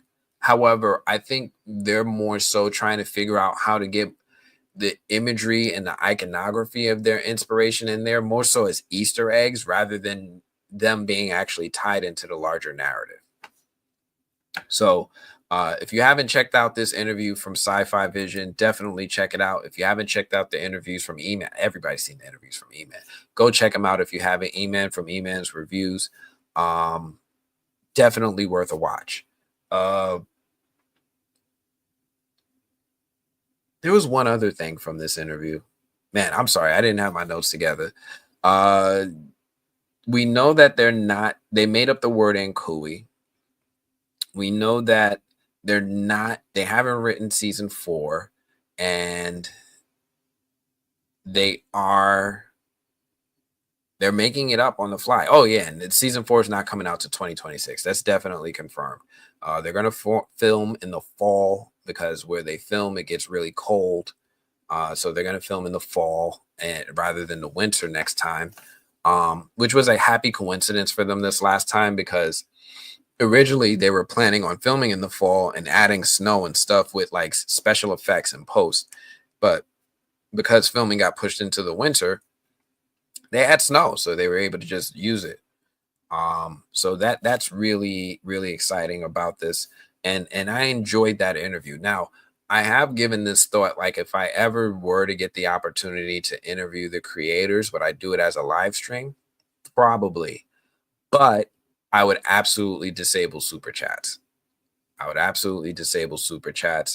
I would go through my questions with only a few questions from the fans Not to be disrespectful of the fans, but one, I don't want somebody giving $50 and then I don't ask you a question. And two, some of the questions are a little. I can't rock with all of them. Like, why is Smiley running? I'm not rocking. I can't rock with that question. I do have an interview coming up. I do have one more from interview coming up. I'm going to try to do this one for the Patreon members as a live chat, but just the Patreon members as a live chat for now. And then I'll share it with everyone else afterwards. This is one where I'm going to speak with AJ Simmons, Randall. So look for that. Patreon members, that's coming out on, what's today, Monday? I'm going to do that on Wednesday. I'm going to interview AJ on Wednesday. So I'll put it in the Patreon posts for everyone. And then everyone else, you'll be able to see that probably, I don't know. I think I'm going to leave it exclusive to the Patreon guys for a few days, and then I'll push it out to everyone else, probably like on Sunday, and we'll go from there. But it's definitely going to start as as that. MJ Jones, and it was Tabitha reflection, not Miranda. They only answer certain things, so really both worth the fan question. So Tabitha's reflection, see, that's one of those other things that I couldn't really rock with. Like, people are like, "Oh, Tabitha's reflection, it's blind." No, it's not. No, it's not. It's not something. I know this. We're ravenous with this mystery. It's like playing Clue. Like, I'm looking for clues everywhere. That wasn't one of them. The symbol, it's on the computer screen. No, it's not. No, it's not. I think one of the best things that I loved about E-Man's interviews, and a little bit with this interview with Sci-Fi Vision, was that the debunking. The debunking was huge for me. It's not purgatory. It's not purgatory. It's not a dream. It's not purgatory. They didn't say it's not aliens, but I don't know about that one. I can still see it being aliens, but I hope it's not. But it's they debunked a lot of stuff. I really enjoyed that. What else you got? In Sci-Fi Steam, Jeff was really pausing super chats. Bro was trying to get them some money. He even offered to answer any questions via email if people donated 100. So I love Jeff was sitting there trying to help dude, because Jeff had no idea what was going on. Jeff was like, why are there dollar signs in front of some of these? He was like, oh, yeah, because we're profiting off of you. And I felt for them, because this is one of those things you should disclose with them before you go live. Like, hey, people in the chats, they might donate money. If you see them on, you explain that to them before you get on screen. And as someone who has interviewed a lot, I kind of know to do that. But I don't think everyone knows to do that, especially, I've interviewed so many people now. All my Rings of Power fans have seen that I was able to interview some more of the cast, and actually got to interview the creators the past couple days. I do a lot of Bollywood interviews. I don't put the Bollywood interviews on YouTube anymore. I didn't think people were vibing with them. They live on Facebook now. But this is one of those things that just comes with experience. When you get a little bit more experience, you learn how to really interact with talent and what kind of stuff you got to prep them for. So I don't know how often Sci-Fi Vision does interviews like that, but that was one of those things where I was like, it's one of those things you learn on the job. MJ Jones, what else you got for me? Jack said, you've been really contributing tonight, MJ. Yo, appreciate you. MJ Jones said, yeah, I know. Jack said not aliens. Okay. Listen, I've been saying for a while, I hope it's more supernatural than scientific or anything like that.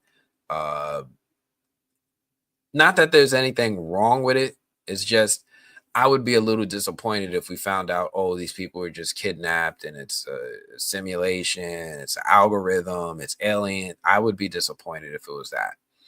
I wanted to stay in the supernatural realm. And that's good that we got confirmation for that. I got to check out. I don't know if it was it in this interview or was it in like E-Man's interview with him one-on-one. That I need to find because I haven't listened to that one yet. And it's hard. It's really hard. It's like I used to tell E-Man all the time. He's like, "Yo, man, how come you don't watch my lives?" And I was like, "It's because it's like, am I gonna watch? If how am I gonna watch Michael Jordan on TV if I could just call him? Right? I could just pick up the phone and be like, "All right, what'd you say?" It's hard for me to watch his live sometimes, but I'm definitely gonna check that one out. Thank you, MJ Jones. It was on E-Man's. Jack definitely is a fascinating guy, especially with all his experience, with all his different all the different television stuff he's done. Like for one, I didn't know that he was a director on Game of Thrones until like E-Man told me. And not only is he a director on Game of Thrones, he's directed some of my favorite episodes of Game of Thrones. Like you remember Hodor? Hold the door. Remember that whole episode when we realized what Hodor was saying? Yeah. Yes.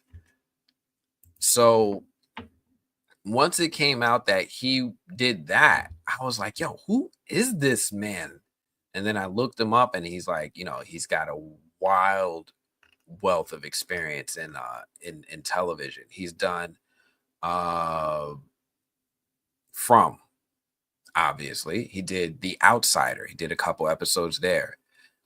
He did Don't Worry, Oh Big City. I Got You. I'm looking at it right now. He did The Last Ship, and I used to really rock with The Last Ship. Man, I don't know how many tangent. I don't know how many people watched The Last Ship. It was this show on TNT. It was like, hey, what if there was this huge pandemic? Everybody on different continents are getting murked. They're falling out. But there's this one ship of people that are living in isolation. It's a naval ship, and they're like, they don't have the disease, and they can go. They're getting scientists. They're getting doctors. They're trying to make a cure on the ship so that they can give it out to the rest of the world. My man was an executive producer on The Last Ship. He's got so much incredible experience.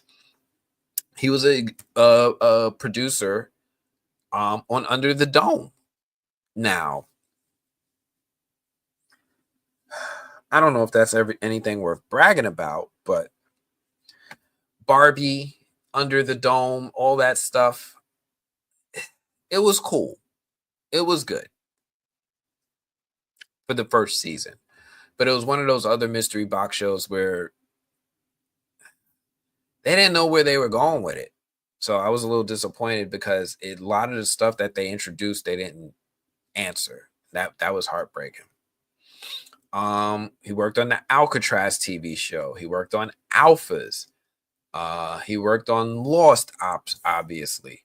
He did like little mini episodes of Lost. Girls Club, It Came from the Sky. He's worked on these mystery shows for a while. This is his lane. This is his bread and butter. Now, I'm a little concerned because he worked on Under the Dome and he worked on Lost. But I really think that this is their chance for From to still have an opportunity to go down as one of the greatest shows ever if they can stick the landing. He worked on Fame with Harold. I didn't know that. He's been a producer and a director on a lot of stuff. He's got another TV series coming out called The Institute. So this is one that's in post-production right now. It's with Mary Louise Parker. And I've been a fan of Mary Louise Parker ever since that TV show Weeds. So I'm curious to check that out and see what direction that show goes in. But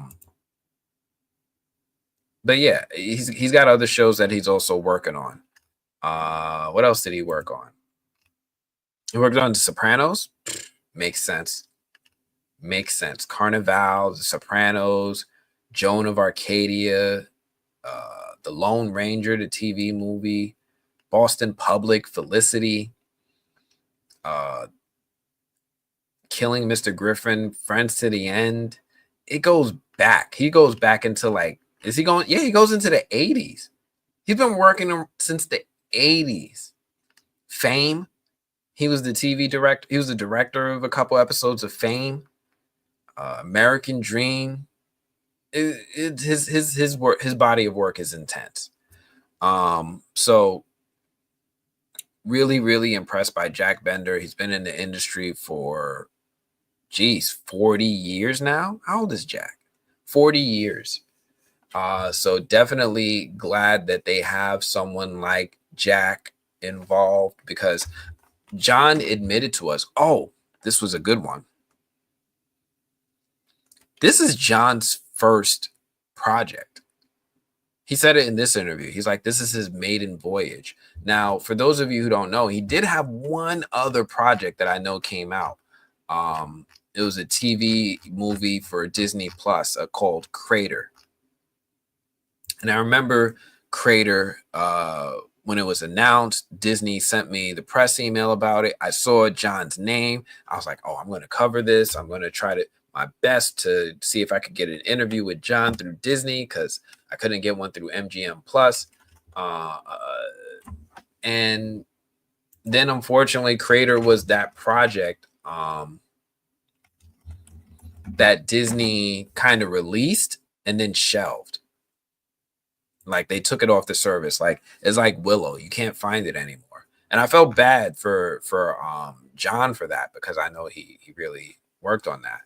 But this is his first like maiden voyage where he's like a showrunner, really working on a show like this. I think he did one episode of The Twilight Zone. He did Magic the Gathering, the TV series for Netflix, but this is really his thing.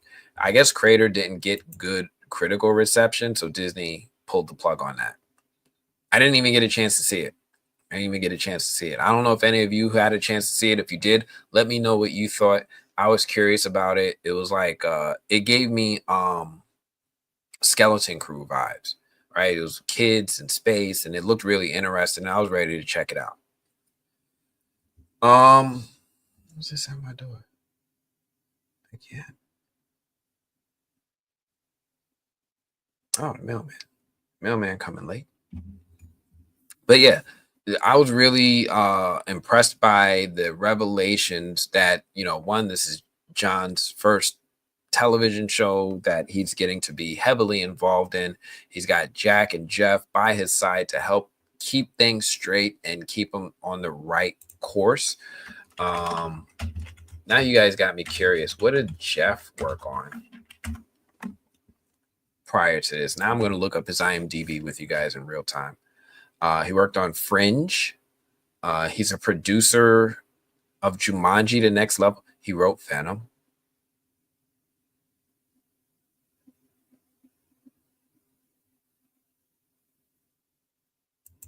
This has to be a typo.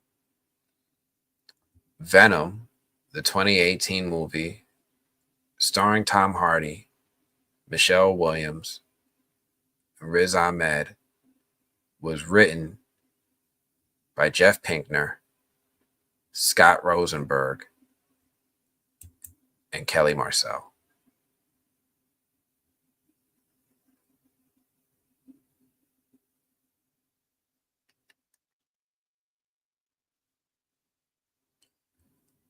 Oh, okay.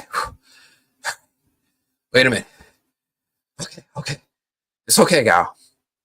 He also wrote some really cool Nicolas Cage movies. He wrote Con Air, and he wrote Gone in 60 Seconds. Oh, wait, no. That was Scott Rosenberg. No. Oh, man. Oh, that was Scott Rosenberg. Okay, what? Damn it.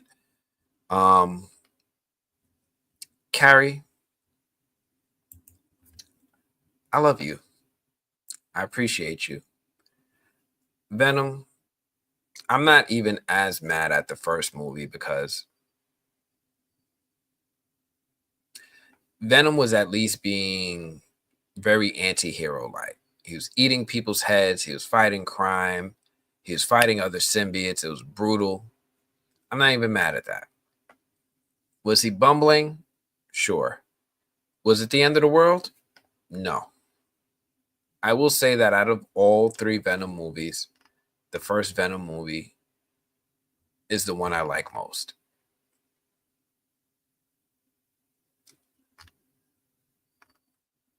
But it's not helping.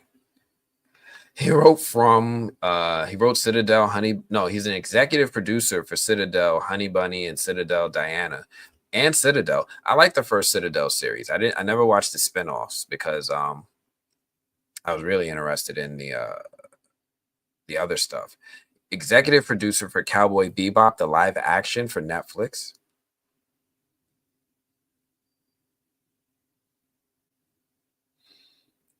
I mean, I was okay with Cowboy Bebop. I think a lot of people were I think Netflix was too hard on it. They canceled that joint in like a week, like a swift week. They were like, done. They canceled that like Marvel canceled Jonathan Majors. They didn't give it no time. Executive producer on High Fidelity. Executive producer on Jumanji, The Next Level with The Rock and Kevin Hart.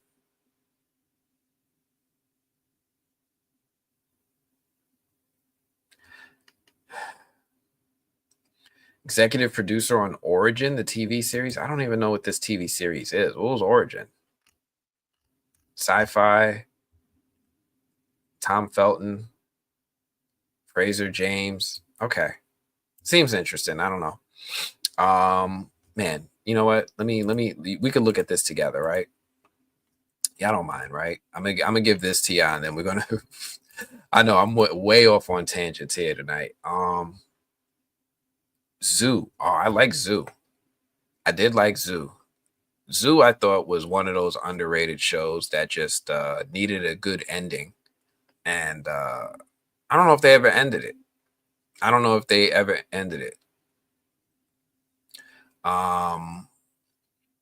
The Dark Tower.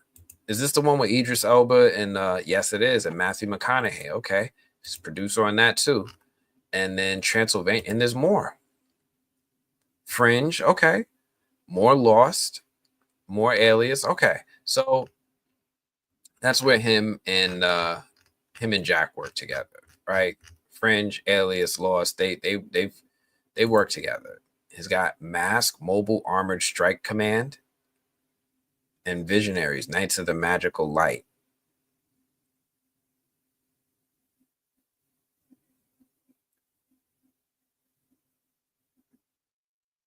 Okay. Let's check it out. See what this is. Visionaries, Knights of the Magical Light. Evil trying to obtain all totems and overthrew the head wizard, while good try to repel the evil forces. What? Hold on. Maybe I didn't read that right. Let me try this again. Here, let me zoom in. You guys can help me. Evil trying to obtain all totems and overthrew the head wizard, while good try to repel the evil forces.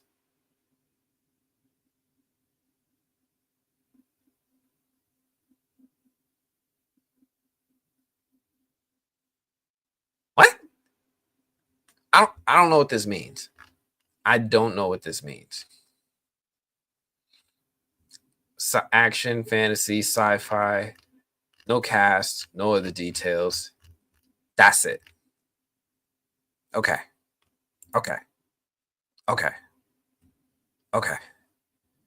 Let's try Mobile Armored Strike Command. Let's check this one out. Okay, this is, I think I could read this. Matt Tracker leads a team of elite special agents with a fleet of hidden function vehicles against Miles Mayhem and his terrorist organization known as Venom. Stop it. How many different ways can we borrow from Spider-Man right here? Matt Tracker from Miles Mayhem to take out Venom. Okay. You know what? Oh, there's more. Okay. Matt Tracker leads a team of elite special agents called Mask, each member specializing in a particular skill and is equipped with a unique high-tech helmet. They have been brought together to stop Miles Mayhem and his terrorist organization known as Venom. Both teams pilot state-of-the-art machines which look like regular passenger vehicles, but can convert into an arsenal of mobile assault weapons. So they control Transformers.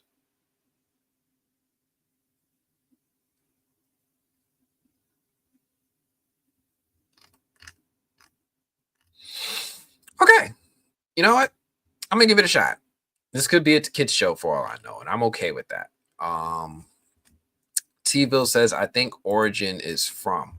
I think this is a different Origin because this right here, I'm gonna click it for you. This is not from.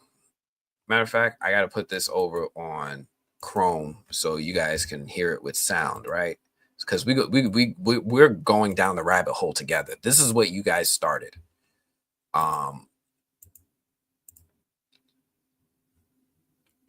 We're going down this rabbit hole together now. We're watching the trailer. Oh man, we're gonna do a real life trailer reaction, then I'm gonna wrap this up. Ready? The Origin official trailer starts now. Okay. I know you're trapped. Okay. Tom Felton. All right, cool. Oh, There's the a way YouTube out. original.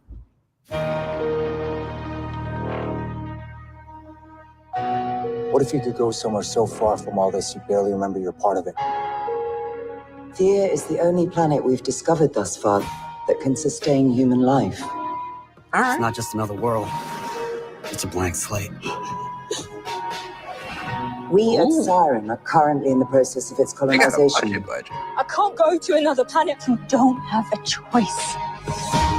When you depart Earth for Theia, we'll erase your past completely. Don't worry. Everyone has secrets. Okay. This is a new world. A world without judgment. A world where your history no longer has any relevance. Mm-hmm. Where the hell are we? All right. They said we'd open our eyes there. The crew, the other passengers, You know, they left without us. I could have scared them so much they'd leave all this behind. Something came on board. It started killing the passengers.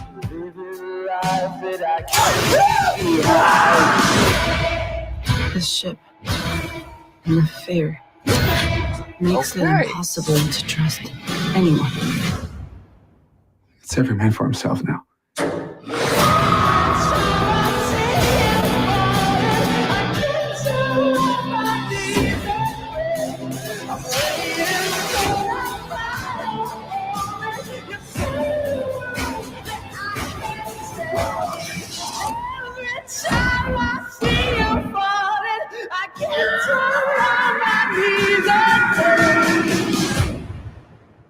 Get down on my knees and pray. that's not that. You know what? Look kind of decent. They cut a good trailer there. They cut a pretty good trailer. And look, the episodes, they look well rated. Hold on. 7, 7, 7, 7, 8. It ended on an 8.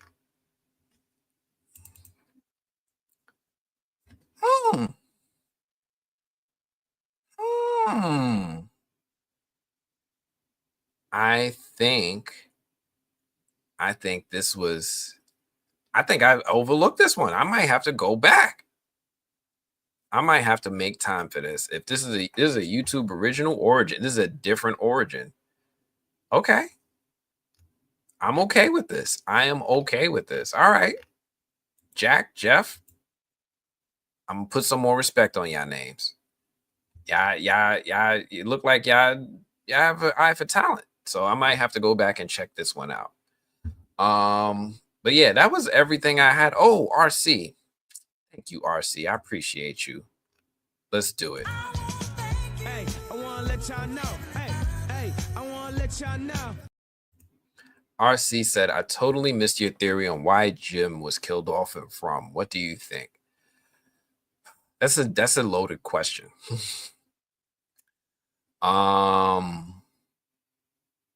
So I mentioned early in season 3 the Henry problem, right? I think I did a video on it about why Henry was a problem.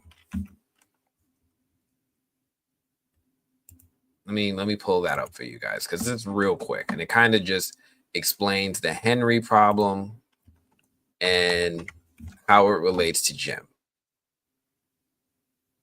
Play it real quick. From Barbie. I shouldn't have. Verizon Whole Home Wi-Fi, so we get internet in every... Because basically, she did nothing while in the real world, except bring Henry to Fromtown, which actually might be pretty important. I have a theory that Jim is the new Henry, and Henry had a role to play in this town when it was Miranda after Cromanacle. I'm starting to think that the roles are generational, and the reason that Miranda couldn't save the kids in this tower is because Henry wasn't with her. But if Miranda is gone and Tabitha is the Cromanacle now, then maybe Henry is no longer needed. Maybe Jim can't fully realize his role in this game while Henry is still alive. So that kind of summarizes why I think we couldn't have both Henry and Jim, right? I think there's roles, there's overlap of roles, and these two existing in the same place was a problem. I don't think like Jade and Jim are the same, but Henry and Jim were a problem. That's one part. Now, the other part was I don't really know what happened, but I will give you all a little, I'll peel back the curtain a little bit about some of the things that do happen behind the scenes with some of these interviews. So I remember when MGM contacted me and they were like, you know, we want you to do another interview. And I was like, all right, cool. You know, I love doing interviews. What do you got? And they were like, we've got Catalina, who plays Tabitha, and we've got Ian. And we're going to give you them as a duo. You're going to talk to them both at the same time. I was like, oh, this is great. We're going into the finale, and I really want to talk to Ian. I really wanted to talk to Ian for the finale. And so I'm getting all excited. I write down all these questions. I have everything prepared. I got my notes. I got my screen. I got everything ready to go. And then when I hopped in the interview, I hopped in the Zoom, and I look up. There's no Ian. There's no Ian. There's just Catalina. And I'm like, what? So, you know, if you look at my interview with Catalina, and I won't play the whole thing. If you look at this interview here, so we kept the cameras rolling, and you'll see like the look on my face, like I don't know if you guys caught it, but like I was thrown off. I was like, Carolina, hi, I'm so excited to speak with you again. And I'm Let's like, go. shit, What's happening? Have you watched all the episodes? Like, what I'm panicking right here. I'm like, oh my gosh. Caught up. Oh my gosh. I'm sitting here and gosh. I'm right. time. Right? Trying to figure out definitely how to gonna run this. my questions for Catalina alone. And I'm like, oh my gosh, oh my gosh, oh my gosh. What do I do? What do I do? After the finale. So I think I did pretty well. I have to ask you, the reveal that Tabitha is the reincarnation of Miranda. I think I did pretty good with my recovery. But I wanted you guys to get a little bit of peel back the curtain a little bit, because I was not prepared. I was expecting to see Ian and Catalina talk to them about that finale, go into their characters and their roles, the dynamics, and Ian's exit. But he wasn't there. Now, I don't want to speculate too much, especially because it's about things that I don't understand. But it made me wonder why he wasn't there. It made me wonder why it wasn't communicated to me that he wouldn't be there. And then his character made an exit abruptly. There's a lot of theories online, like, hey, maybe he didn't want to leave the show, stuff like that. I don't know.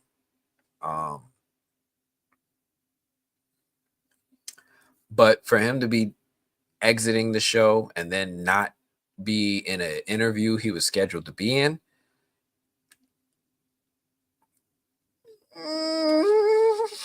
you know what I mean? You get it? Like, I don't know what's going on there. It's a little weird. It's more than a little weird. It's very weird. So I was really curious about that as well. So I don't know why they took Jim out, other than from what they kind of said in the interviews, where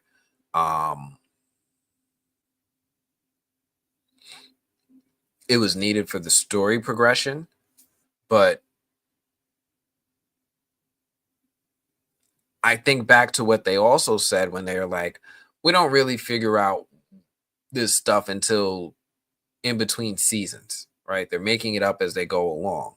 So with that said, I'm like, they didn't necessarily plan for this to happen now. These things aren't planned in order. Like, they even admitted in the interview,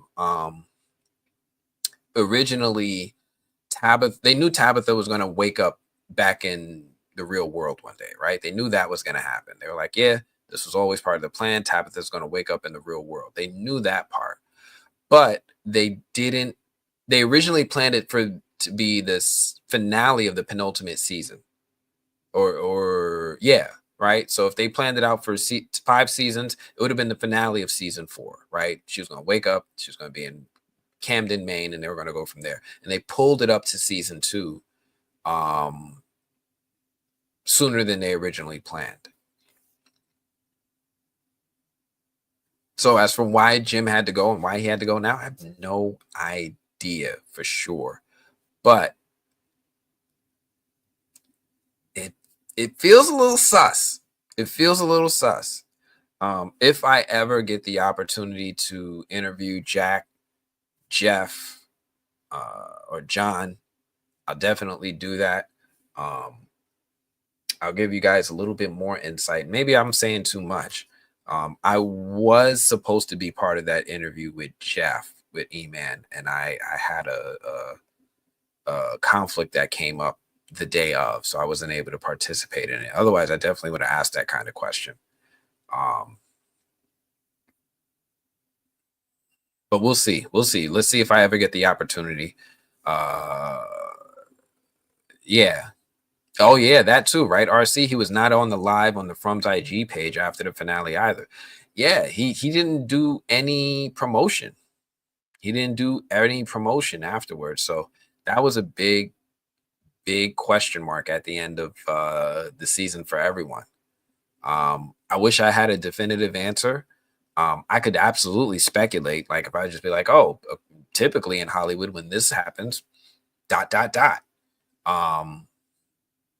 I want to be respectful. I don't really want to talk about things that I don't know, and I'll go from there. I was expecting to see interviews with Jim. I saw Smiley making his rounds. So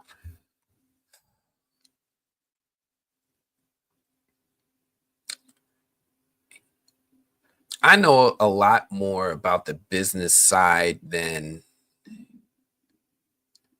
a lot of other creators out there. Like me and E-Man go back and forth about this all the time. He's like, no, it's creative. And I'm like, no, there's a business reason why things like this don't happen.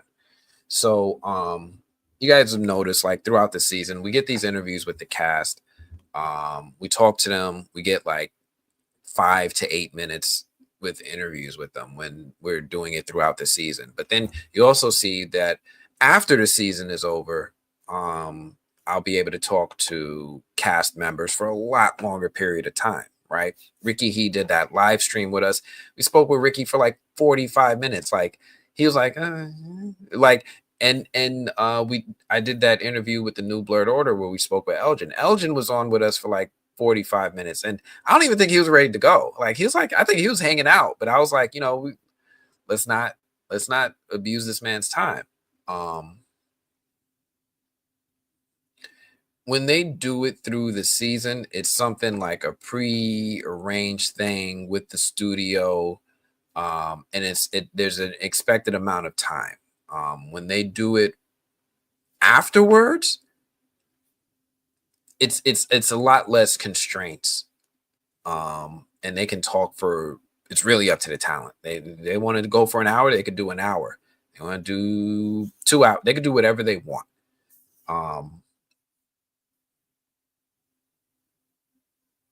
Yeah, let me stop it at that because I get really uncomfortable talking about things that I don't understand. Or let me rephrase that. I'm not involved in, right? It's not really my bit. I'm not in the room signing their contracts with them. I'm not involved with that stuff. So I'm gonna leave it at that. But I'm just gonna say the reason we're seeing Smiley now is because a lot of people are reaching out to him and they're like, hey, you want to talk? And the actor, as he is, as most actors, they want to get more publicity because it might help them get more opportunities. They want to get more work, right? When you look at a lot of these actors and their work, and I don't know how many people look up their IMDb like I do. When you look up Nathan D. Simmons on IMDb, he's an actor, and you look at his body of work, and it's, he's got a couple things. He's got Hustle and Heart, he's got From, he's got Black Cop, he's got Studio Black. A little bit of a gap in between these right here. Black Cop 2017, From 2023. A little bit of gap. You want some more publicity to see if we can start filling in these gaps. When you get an actress like Catalina, a little bit more experienced actress. She's got more body of work under her belt. You see her film roles, and there's a lot more on here. 34 previous things. She's got 2 things upcoming. She's in Ballerina. She's in RIP. So it helps when you do these interviews because you never know who's watching. It could be a casting agent, could be a producer, could be a director, and they're like, I like your look. I didn't see your show, never seen From, but I like what I heard from you on Anthony. There's a lot of folks on here who watch these interviews. Like there's 31 of us on here on YouTube, 15 on Twitter, on X. You never know who these people are. They could be in the industry, they could be casting directors, they could be agents. A lot of people from the industry do tend to watch the movie blog. So it's a big help when they do get that exposure to potentially get more opportunities.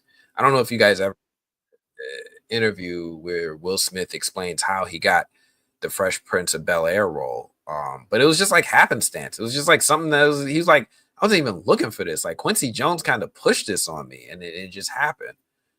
So the more interviews they get, it makes them feel like the more opportunities they could have. So the Smiley actor, I forget what's his real name.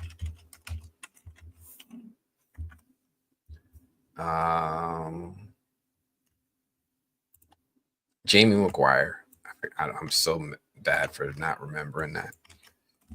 When you look at Jamie McGuire, oh, wrong Jamie McGuire.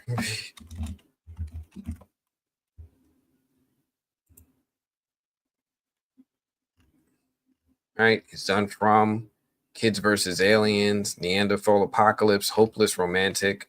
He's got 4 things under his belt, and one of them he was a background performer. One of them he played a Neanderthal, and Hopeless Romantic, I don't even know. So, It helps. It helps. Do you think you can maybe get an interview with Ian? You want me to try? Really? I mean, I can. I could try. Let me know if there's really an what the interest is. You know, if you guys blow up the comments and are like, we need to talk to Ian, I'll shoot my shot. I'll shoot my shot. But let me know. Let me know if there's a real interest in that. Like I said, this Wednesday for the Patreon members, we're going to be interviewing AJ Simmons, Randall. Oh, one half a cheek Randall. Cicada Monster Man Randall. We're going to talk to him about the season and what he's got going on. And then I got to get ready for that British accent. And then we'll go from there. But let me know what you guys think.